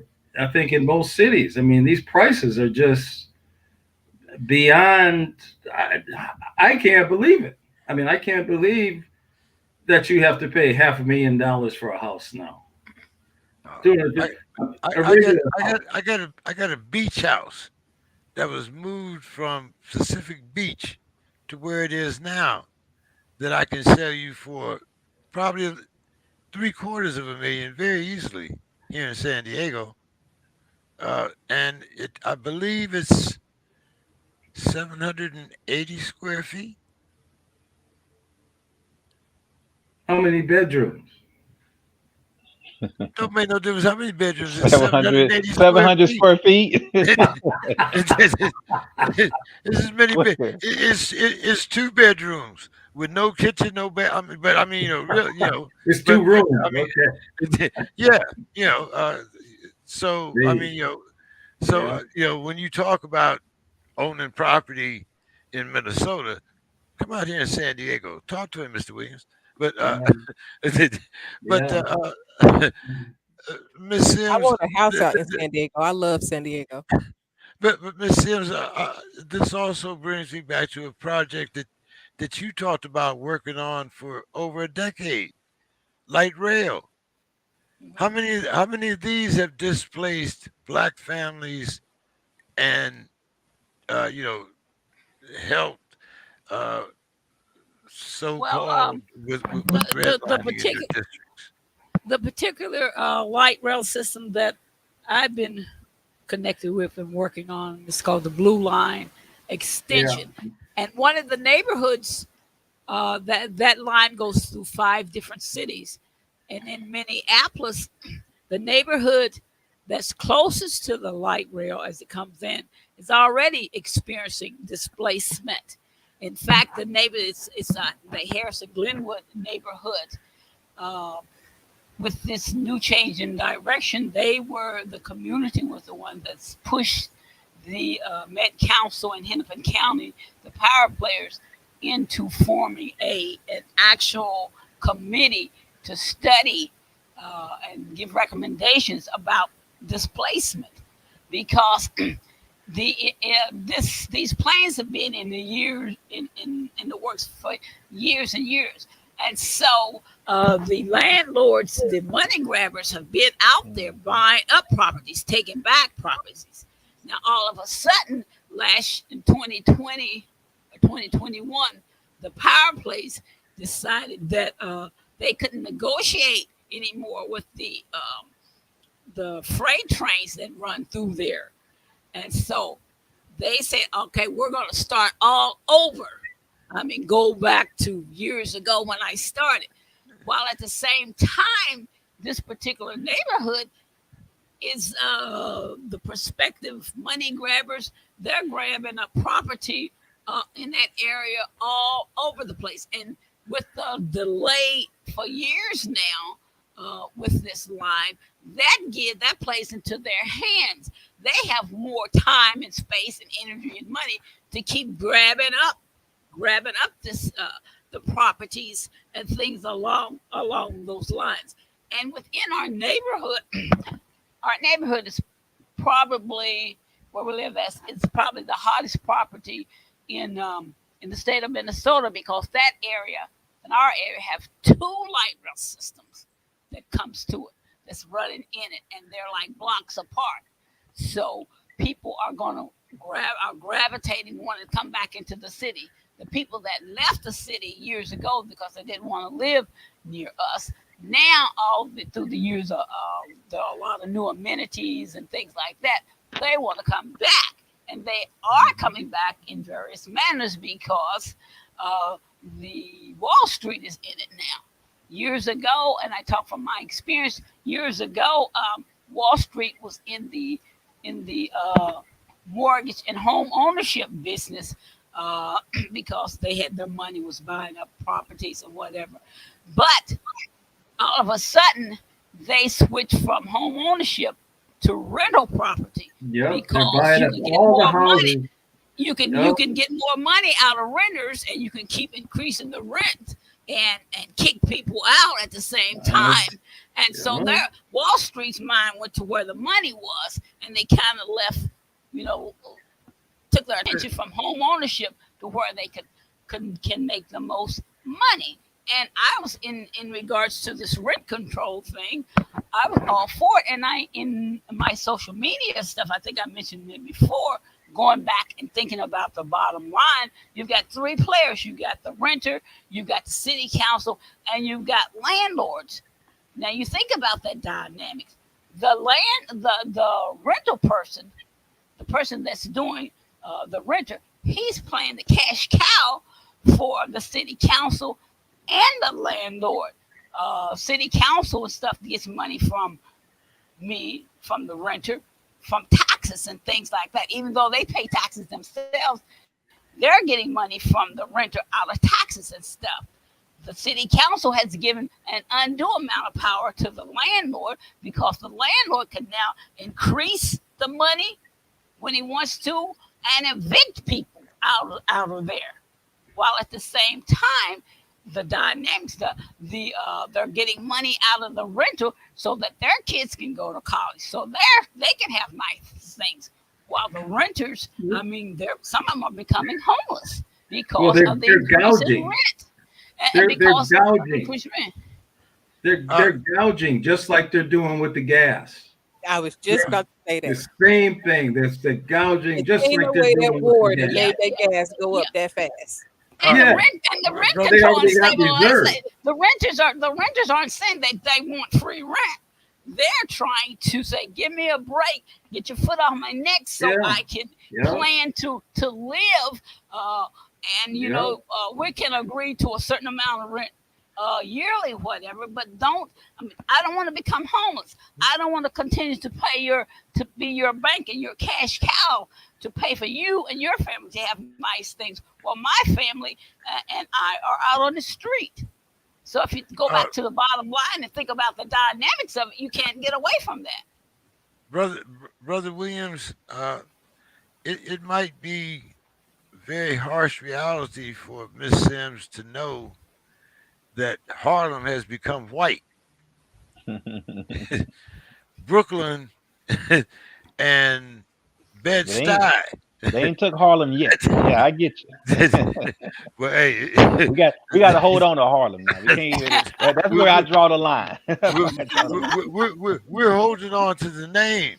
But if you look at the neighborhoods and you look at what's going up around there, Yeah. like she said, people are starting to move back.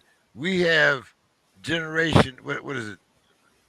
Generations Z or what? I mean, we have these people now that have moved back into a lot of what used to be our place in Harlem. They're historical sites, but they're not historical people living in them. Mm. Mhm. Well, I think this is just kind of something we see playing out all across the United States: gentrification and land grab. That's just pretty much the order of the day, and that's to me, when you look at that, that's a cycle that has already revealed its pattern some time ago. So it's not like this is a new thing to us. It's just that Right, we generationally have not passed down the wisdom of what's going on in terms of oppression, and how to fight oppression. And that even goes back to like when you was talking about the real estate collapse.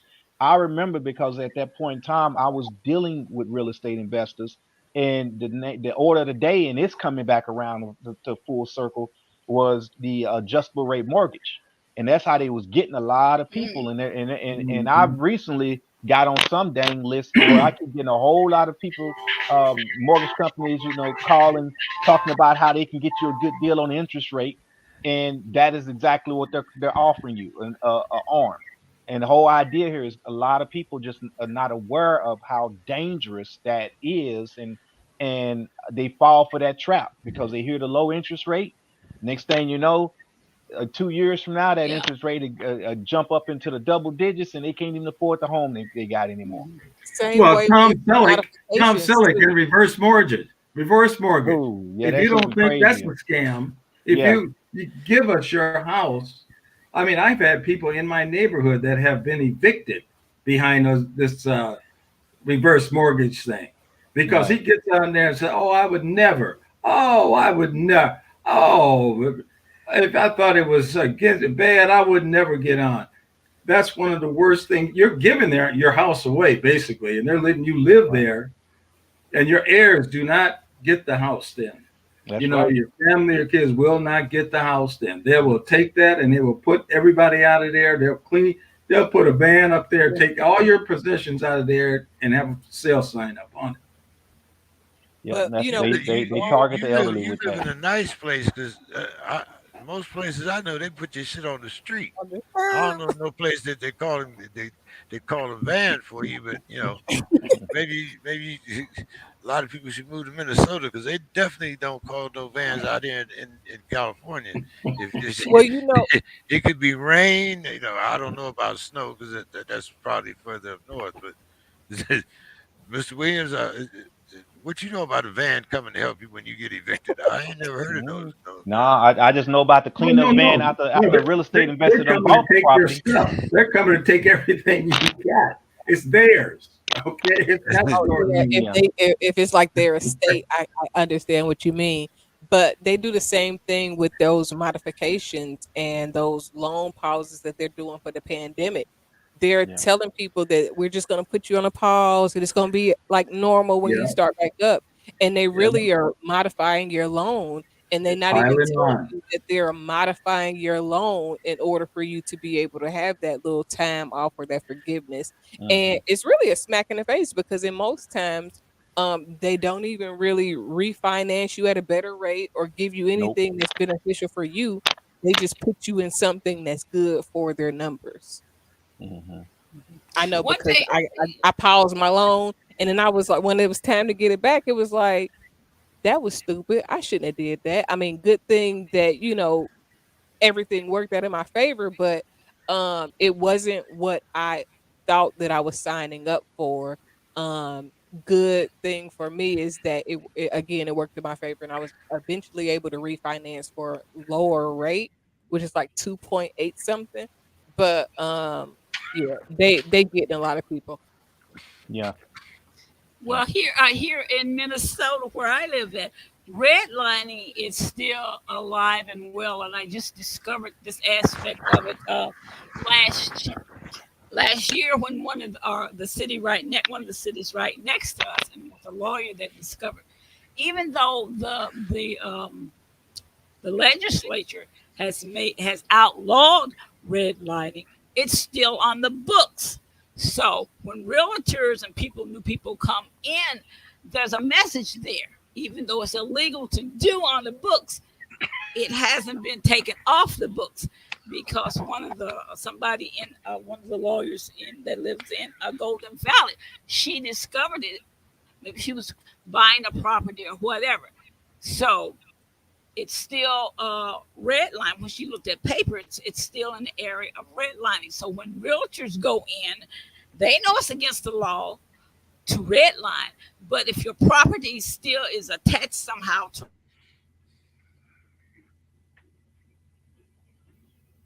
area Oh, designated as red line and they can look to see, and so they continue to steer certain people to certain areas within that redlining district and to buy up properties and things like that. So redlining is against the law, but now it's taken a different face on it. You have to look under the peel away one of the layers to look at. And she set up and put out for people that own homes in this area uh, can go and look at the property and get everything's their property associated with redlining taken off. And I meant to do that with the house that I live in and own because I'm right on the border of Minneapolis and Golden Valley. No, yeah, Golden Valley, where she was from. And so I was curious about, is this home that I'm living in still under that red line? Because at one historically, as Mr. Scott will tell that at one time a lot of the Jewish community lived on where I live at now. It's North Minneapolis, right To the near north Ocean side, yeah. Highway. Yep. And what And they so had was the as they moved out, black folk moved in, and but covenants and stuff were put up so black people yeah, couldn't move in this area when the Jewish community lived there. They moved yeah, out, it was the black people came in. covenants. Yeah, That's yeah, right. And some of these mortgages and some of these properties still have those covenants yeah. still That's what I written speak of. into Yeah, those mortgage redlining and things. covenants. Yeah, Yes, those yeah, covenants are still there, even though, like you say, it is supposedly illegal. And the whole thing about their illegality, it goes back to me to all the things, Ten Commandments, all the things that they say you can't do that they do every day. Okay, they do every day. And so the covenants, they The say you power of can't live in this loopholes. area. Yeah, yeah, You can't live in this area, and they won't sell to you. And that's Right. how Minneapolis and really St. Paul is so racially still segregated, yeah, because there's still, Hmm. like, you go to St. Paul, there's not many black people in, say, Maplewood and what they call White Bear Lake.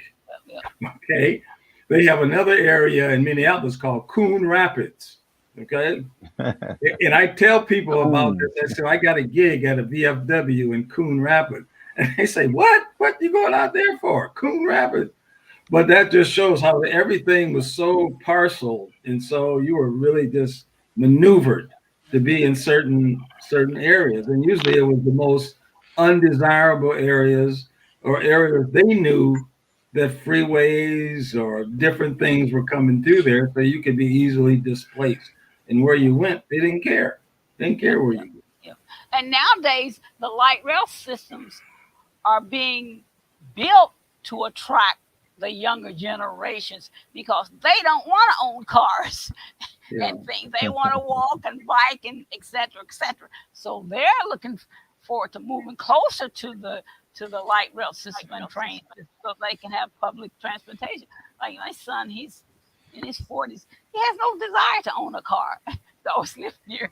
I think he even takes an Uber to work, maybe. But the bus system and that generation, uh, that's who they're building things to homes and near the route of the light rail to attract a certain group of generation of people. That's where the money is. Um, Ms. Sims, how many minority groups are guaranteed jobs in that light rail project? How many do you think, James? Well, and that's one of the things that her name is Kathy Fleming, and she's a friend of mine. We on certain projects. There are right now because of the delay in one aspect, the blue line, the green line is still being built. But one of the problems is they put out legally the systems, the power players are to put out the job descriptions and the RFPs. But if you have it, but one of the things that's going against the black community is a lot of our students and people in the industry haven't been taught these things.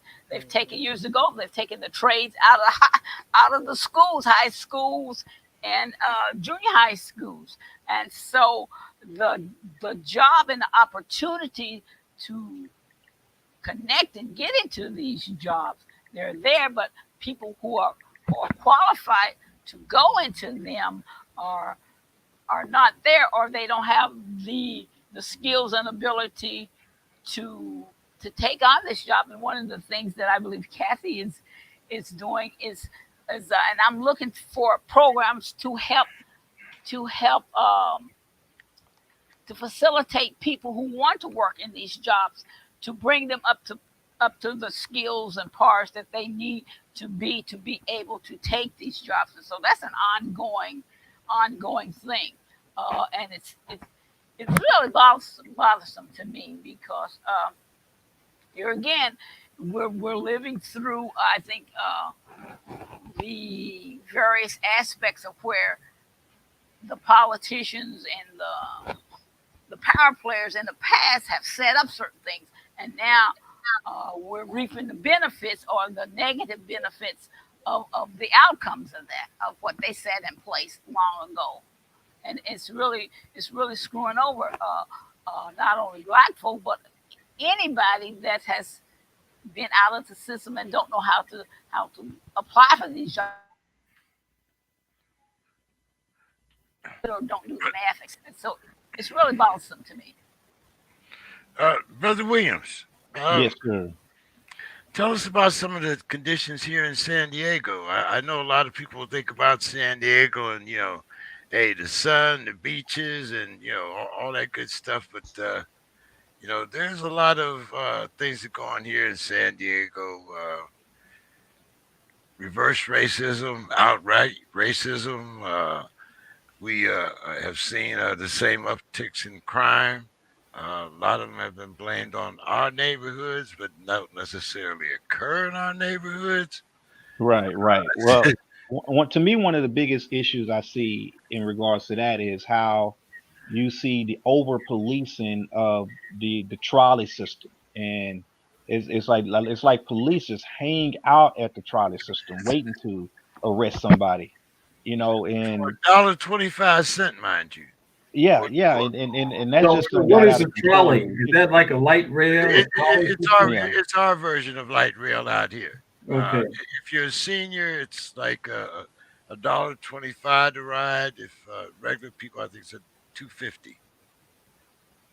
but yeah, like the trolley system, and then just we're seeing a lot of, obviously, in California, unlike other parts of the country, the because of the weather, the homeless population is just out of Mhm, control out here mhm. because of the good weather.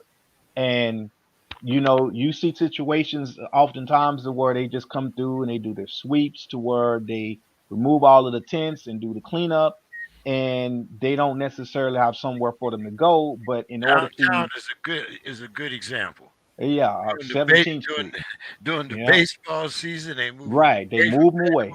Away from Petco Park. When you have Comic Con, there's not a homeless person downtown. Yeah, and then they basically just slowly stagger their way back there. So it's almost like the homeless population have to kind of be nomadic based upon what the needs of the city representation is, in terms of what parts you can set up shop in, according to what areas of the city are going to be tourist areas at this time of year. And so they get moved around and shuffled around as a result of that. So between that crime, and then keep in mind that the black population in San Diego is like 4%. So it makes it real difficult for us to be able to come together as black people and work toward any level of empowerment because our percentage and our numbers are so low. And so that's one of the biggest things that I'm up against. Just trying attempting to do panther work here is bringing us together. It's hard for us to get our people together in the first place, and then when you make up a small percentage of the population, and a city like San Diego, to where it is a prominent city in terms of economics. Now you got half of the black population here really just chasing that dream, and they don't got time to deal with the community politics and local empowerment and things like that. So then when you have these incidents with the police, is going to be more white folks out there than anything. Even the Black Lives Matter protest was just off the hook with that. So between that and the LGBTQ thing, that those are the prominent organizations and movements that you have out here. Yes, So and on your light rail, I mean, I'm sure they have, I don't know, officers or patrol officers or whatever. Are they armed? Because yes, when I was in Chicago and we rode the train to a few places, I mean, these people were armed, and you yes. had to have your ticket right there visible for these people to come through, or they were evicting you right off the train if you didn't have a ticket. Or and I mean, it wasn't nothing nice. And Well, here in Minnesota, on the light rails, you talk about the weather. You got people riding on these things trying to basically trying to live on them. Yeah, yeah, I've seen that. The homeless population, and we've had an explosion in homeless. And I'm telling you, it's a rough, dangerous thing here when you're below zero and you're trying to have propane. And you're using, drugs, and you're doing whatever, what have you. And it's a very, very very dangerous situation, this homeless thing here. In this weather, just the weather itself is something that can Right. take people out. yeah. Well, see, that's the problem that you have in cities like yours and Chicago and New York, where you have freezing, weather and whatnot, which makes it equally as dangerous. And as you Guns say, are necessary though. I know in Atlanta back in probably about 2005 or 2006. I mean, I'm sure a lot of other things have happened since then, but there was a specific incident where a young lady literally was harassing an older woman, and it went viral before viral was like a thing. And she literally, I mean, it was an older lady, and the video was her like, I don't know if she ended up hitting or fighting the older woman, but guns are definitely necessary on certain types of public transportation, especially those type of rails that run late night and things like that, because people get on there and they're on drugs, and you have no way of I hate to say it because it sounds crazy, but to control the situation other than the fear of if you do something, you're gonna get shot. Well, see, once again, you know, I I have to go back to the mentality of if I am participating in an illegal activity, I already that fear factor is already gone. Who's It's a little, I think it's a little different when you have a weapon versus just somebody like a police officer riding down the road. I mean, you act like there's no fear, but everybody looking at their rear view mirror just to make sure the mugs ain't turned around to Oh follow. yeah, yeah. But having the presence is a little bit different than just what might happen if I get caught, because if they're standing right there, then you're going to be a little bit more mindful of how well, not everybody, because some people don't really care and they will Uh, buck, Doc, but majority will Doc, be Dr. Casey, let me give you a little hint. If a bank has an armed guard, it has more money. right. I rest my case. My the thought of the goal at the end of the job precludes the fact that this officer has a weapon. As a matter of fact, it may even add to the thrill if that's what I'm in there for. Right. So, so once again, I go back to fear. I mean, for the average person, yeah, that's a deterrent. But for the person that's a criminal, Like a real criminal. you- but Are like I you said, trying to tell us something, James? You keep bringing up your past history no, of where I you mean, no, you know that experience is valuable. banks and you know them. You seem to know no, them no, down no, pat. because it's an open book. Yeah, Hmm. Because it's an open book. So therefore, you can't say this, that, and the other about me because I've already told you. And not only that, but I'm telling you my mentality. I'm not, you know, That like I said, experience holds a lot uh, of weight. We just talked about that earlier too. yeah, like I said, there's a reason why I went past the gas station to get to the bank.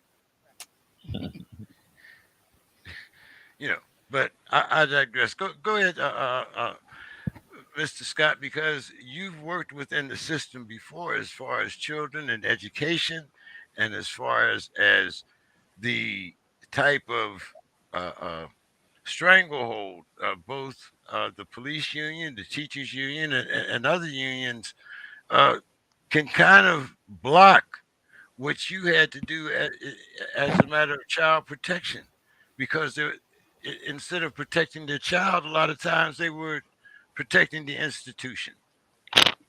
Don't forget to unmute yourself. Uh, I thought I was on mute. Am No, I? I'm No, talking about Anthony. Mr. Scott. Oh, yeah. Maybe I. Let's see. And he forgot.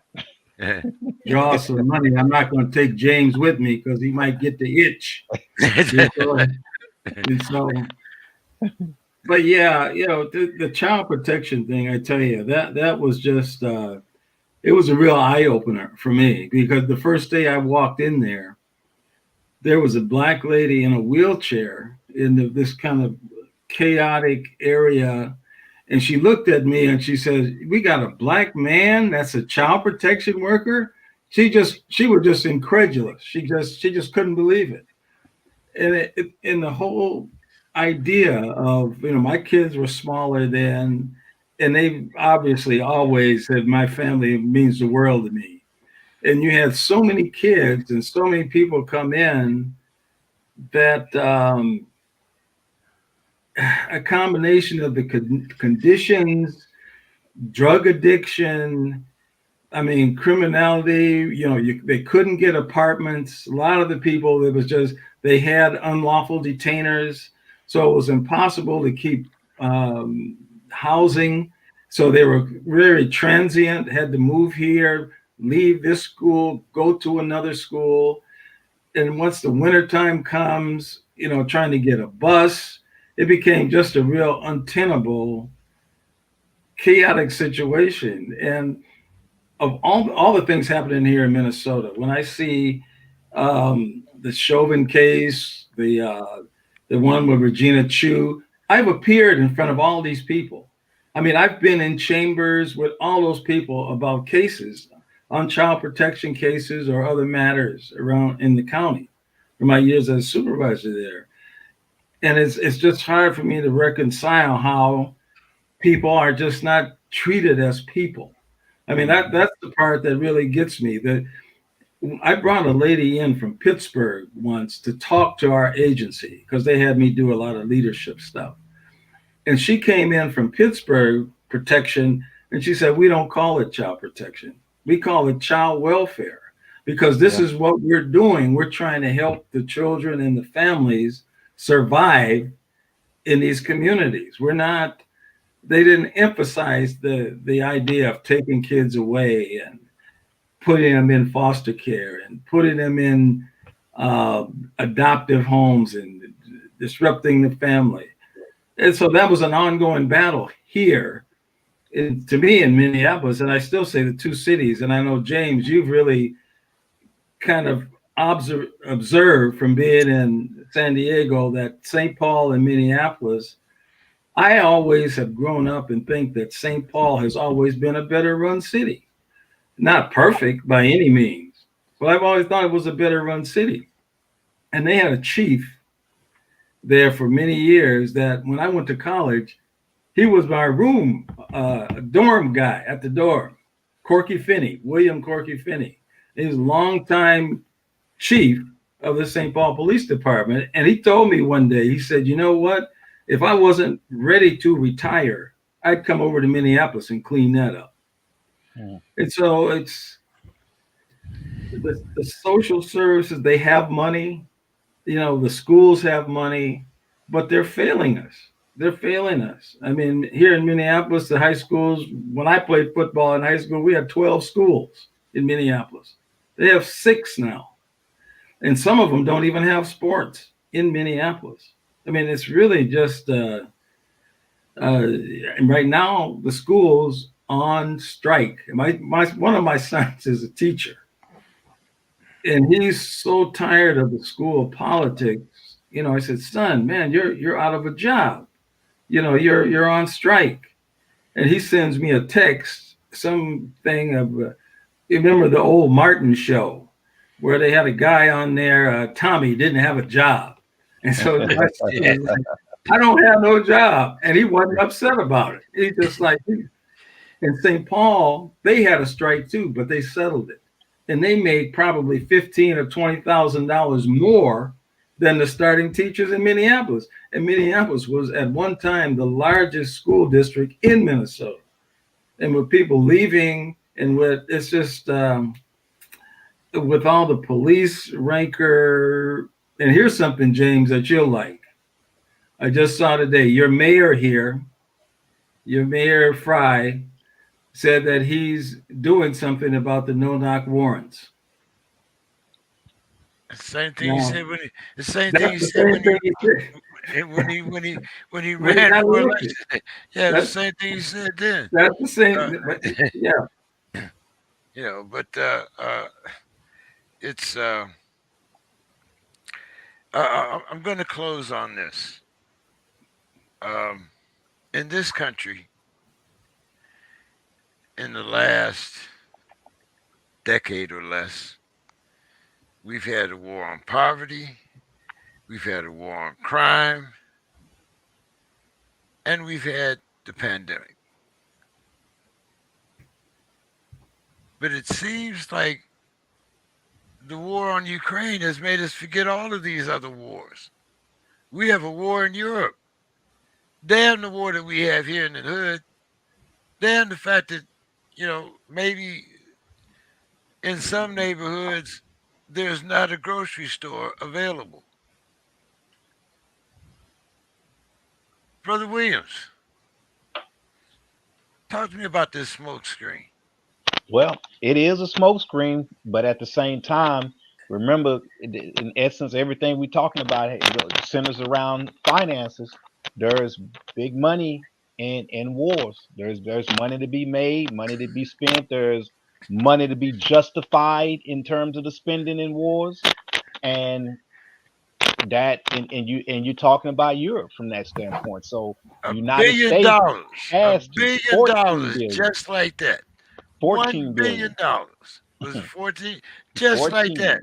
And we can't find enough money to stop our bridges from crumbling. Well, that's because from a position of political warfare and just politics in general, you make more money by making sure you got everybody else at a certain within a certain status and a certain way of living than you do back home. So, for the United States to maintain itself as a world power, it has to have its hands encroached in everybody else's politics, everybody else's way of life, so that they can reap the benefits of being able to mine resources and meddle with politics and keep everybody else in a certain position, as well as keep in mind when we talk about the selling of weapons and in that industry, the price of oil, how much you want to pay for oil. So it's not about it's never been about curing and cleaning up the United States. It's all about, I would kind of look at it like we do with pharmaceuticals. It's about maintaining a certain level of sickness. There's money in the sickness, there's no money in the cure. So if you cure the problem within the United States, you induce a new problem, which will erode the capitalistic society. You see, because there's money in keeping everybody in the consumers, there's money in keeping everybody spending more in credit than they can afford.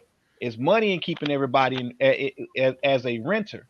You see, so if you want to keep us doped up, you want to keep us on lifelong drugs, you want to keep us on credit, you want to keep us to where we will pay for our mortgage or pay for something on up into the point to where we lose it and there's a lot of equity left in it that we never get back out, and then you sell it back out. So the game is to prolong a sickness. And so that's why things operate the way they do, because that's just the path that capitalism has to be on in order continue to survive. That's the path. And so Ukraine falls right into that same category. I talked about a lot of that stuff that had to do with money earlier. The only thing that I would change about what you said, Mr. Williams, is that um I don't think it's about America as much as it's about protecting the European Caucasian Oh yeah, state more than correct. It's anything Europe. else. It's Europe. Because Europe that's the really still that's the controls father. America. Right. That's the father of America. That's their parent. Yes. And it's so crazy because I think about the interview or the series of interviews where all of these newscasters were saying how we could see it happening everywhere else, but oh my God, in Europe, like they are It's just civilized. so, civilized to the point to where it's no way that a place where Caucasians live could go through such a thing. And that in itself was baffling to me because it's so much confusion when it comes to the world of politics, because we think that we are separate. Everybody think they separate. and it's really Mhm. no degree of separation in reality. It's just the smoke and mirror of not being all up under the same umbrella. Um, it's a lot of trickery and manipulation going on. It's passive aggressive coming from the government. Yep. Miss Sims, Yes. glad to have you on the show tonight. Always glad when you come by. Thank you. Glad to see that you've recovered from your illness there. Why don't you give us your final thoughts for the evening? I think I'm still in recovery and having a lot of home services. But I think all that we've covered, and especially towards the end, our society operates, and I've said this before, but it's even more profound, operates out of two different models. You have the social service model, which says at some point, you get what I want you to have, when I want you to have it, how much I want you to have. Now go away, kid, don't bother me until the next time. Then you have the social justice models that says, what do we need to do? What can I do to help facilitate you to get and go where you feel you need to be? What can we do together to put you on that path? You know, we operate more out of the size society. We operate more out of the social service model because it's easier to do with the money and foundations and organizing people and the need and glare is right there in your face. The social justice model refers to you got to be willing to confront what's in front of you, to deal with it, uh, to name names, to call people out and deal with it in that aspect and projection. And I don't think people have gotten to start to think about, go back, the social justice model insists that you go back to the bottom line and think things through. What's really going on underneath all this stuff?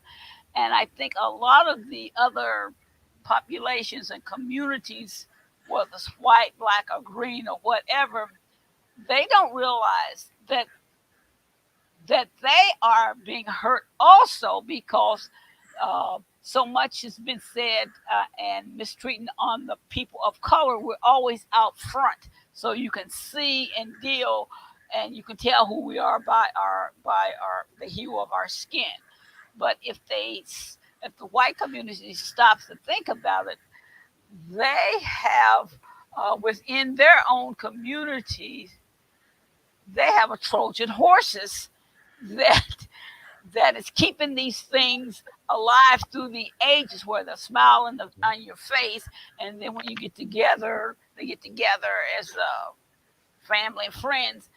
The other side comes out, and that's what keeps a lot of these oppressions and discriminations going. But I don't think the white populations have stopped to think about that they are also being taken advantage of at some levels also. And I think until we all get to stop to think about the bottom line, what's really going on here, that we're going to keep going down this path of sabotage and self-destruction.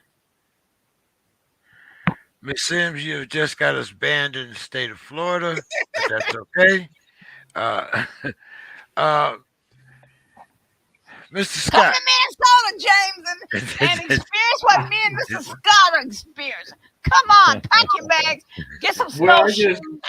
I Well, guess just a I, I, couple I, I things. moved. I moved from Pittsburgh here, but so I do know Cole. But Mr. Scott, you have to come on my Thursday show and tell me what's in that water up in Minnesota that you're giving Kirk Cousins all that damn money.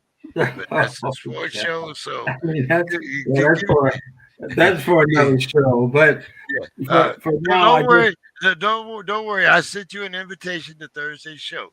well, So your team got Trubisky, so I can really get you on that. But we'll talk about that because you already got $10 of my money. So I'm trying to figure out how to get it back.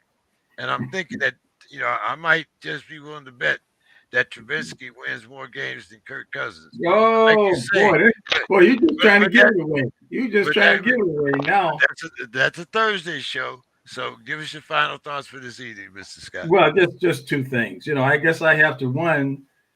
Dr. Casey, I almost have to go along with her on the vaccine. When I watch New Jersey play basketball Sunday and Kyrie Irving, they won't let him play in Brooklyn. He's walking through the stands, he's on the field talking to everybody, but he can't play. Okay, all the other people from other teams, they're not vaccinated and nothing.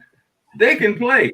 He can't Uh, but practice. He's but there. he, So that's but, just all bets but he are but off he got with but he that. got fined $25,000 for going in the locker room after the game He was because that all up in the we we stands. He was on we the field. He was all everywhere. but So I mean, but that mandate only applies to employees of the Barclays Center. Mm-hmm. And while why? he's Why doesn't it apply to the other? I mean, now so you can't make no sense out of it. hold it now. Now You you have can't to make no ask. sense out of it. Now you have to ask the mayor about that. But I'm just telling Yeah, you. yeah. But I'm just Well, telling you. I'm just telling you the reason why he was allowed okay. Well, I'm to about be there. ready to go with Dr. Casey on the whole vaccine thing, but But you already got vaccinated, right? oh yeah. Well, it's too late to go with it now. You already got stuck. And y'all harassed me about not getting the Ah, vaccine. there's- And then guess what? Hey, They live in all the and then I minutes. want to get and then I want to get to sometime I have to give a Mr. War on the rap game because the man Kanye West, he's going to jail if he don't leave that woman alone. Yeah, now He that's is true. gonna go to And, jail if he don't leave that woman alone. Period. He will and be he in making up jail. ridiculous stuff. Hey, he won't be the first one that ran for president that deserved to be in jail. So that's nothing new there. Yeah. Yeah, I ain't touching the Kardashian one. I'm not touching So I will but hopefully see you guys next week if I don't have another meeting. all right, hey, we have no sense of time here, so just come on. We might be here, we might not. But brother Williams, you might want to flash that guitar on him one more time just to show him that you but your final thoughts this evening, brother Williams. Well, I want to just direct the listening audience, especially the younger listeners, to a few books, just so you can get more of a grasp on why it's super important for us to, as Black people, to just be aware of what's really going on with economics, and that what we've been taught is just messed up and wrong. So one of the books is, and actually two of the books is How to Hustle and Win, the survival guide for the ghetto, and that's by a brother named Supreme Understanding, part one and part two. How to hustle and win. That's directed toward the younger audience because he actually breaks down a lot of the stuff that we have failed, the younger audience have failed to learn by their parents' mistakes through how they not learned economics and how they viewed economics, and especially in this day in society where people are not diversified. And then my all-time favorite would be Rich Dad Poor Dad, simply because the information that's provided to you in that one gives you a good overview of the difference between how someone is feels like going to school and getting a good job and working hard is how you make it versus the person that really understands economics and understands how the game is played. And so from that standpoint, it's just important that we seek education outside of what we're taught in the school system, like we said earlier, by those that are the ones that are oppressing us. Recognize that economics and just resource knowledge, period, is one of the biggest problems we have as Black people in understanding even how to approach fighting capitalism. You can't fight something if you don't even know the nature of it. And so we need to be more astute and more aware of what it is that we're actually dealing with. And in doing that, it'll give us a better idea of what we are up against, as well as how things are being held back from us. So those are just three books that I really suggest the listening audience grab. Dr. Casey, take us home. I know it's almost midnight, so put us to bed. Listen, I just got back from Florida. I just got off the highway probably about an hour and a half before we started the show. So I'm ready to go to bed, but I got a lot to say also. Um, so if you could please mute Mrs. Scott. Okay, so um Now we can't hear him. Now he's talking to us. so first and foremost, I was sitting here like, man, there was something else that I wanted to bring up, and I'm mad Miss Sims left out the room because I was thinking about the vaccines and the lifting of all the mandates and all the things that they was forcing on people being not forced anymore, and I was just wondering how y'all felt about that because y'all was harassing me about getting this vaccine that is ineffective now. Uh, the travel bans is being lifted. The restrictions in all states are now being lifted, and now they're giving people pills to be test rats with for this new thing that they're coming up with. Uh, but aside from the vaccines, I love how so many of um, tonight's panelists echoed the things that I said before anybody else was on the show. That is really refreshing to me.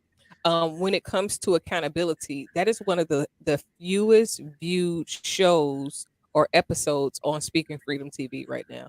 For whatever reason, people lack the desire to be accountable. And I see it even when I think about home ownership, when the neighbors, most of them don't have never cut their grass themselves. Most of them hire somebody else to do it, and it's just the added on fee. And that shows in so many ways a lack of accountability to home ownership. I love being a homeowner. I cut my own grass like and I can afford to pay somebody, but the feeling that I get to know as a woman that I cut my own grass is gratifying to me. Especially because I didn't grow up being forced to do a lot of things that a lot of people grew up being forced to do.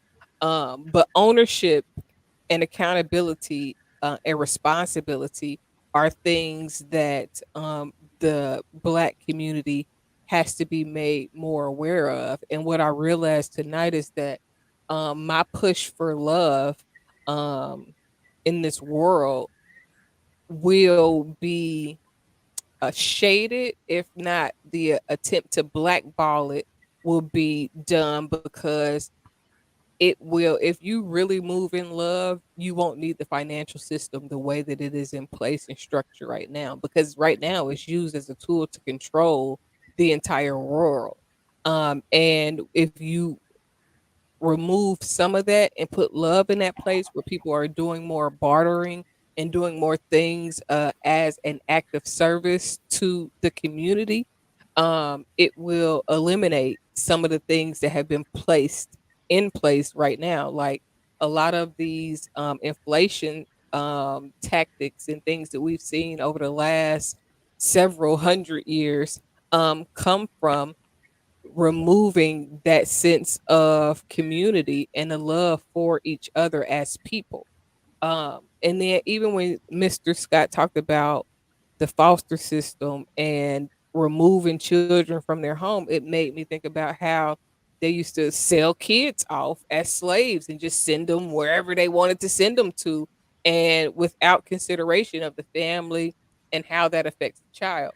Um, the last thing, this is me wrapping up the whole night, is when I first got my home, my first home, definitely even my second, I was kind of surprised about all of the extra stuff that I had to pay for. I was like, wait a minute. They didn't tell me that when I bought my home after I closed and moved in and I'm enjoying the luxuries of building a home, that it was going to come with all of this extra work and all of these extra things. And people don't consider that because nobody, a lot of people, families aren't homeowners. So they have nobody to go to and get that advice from to say, okay, well, these are the type of things that you need in place in order to be successful at home ownership.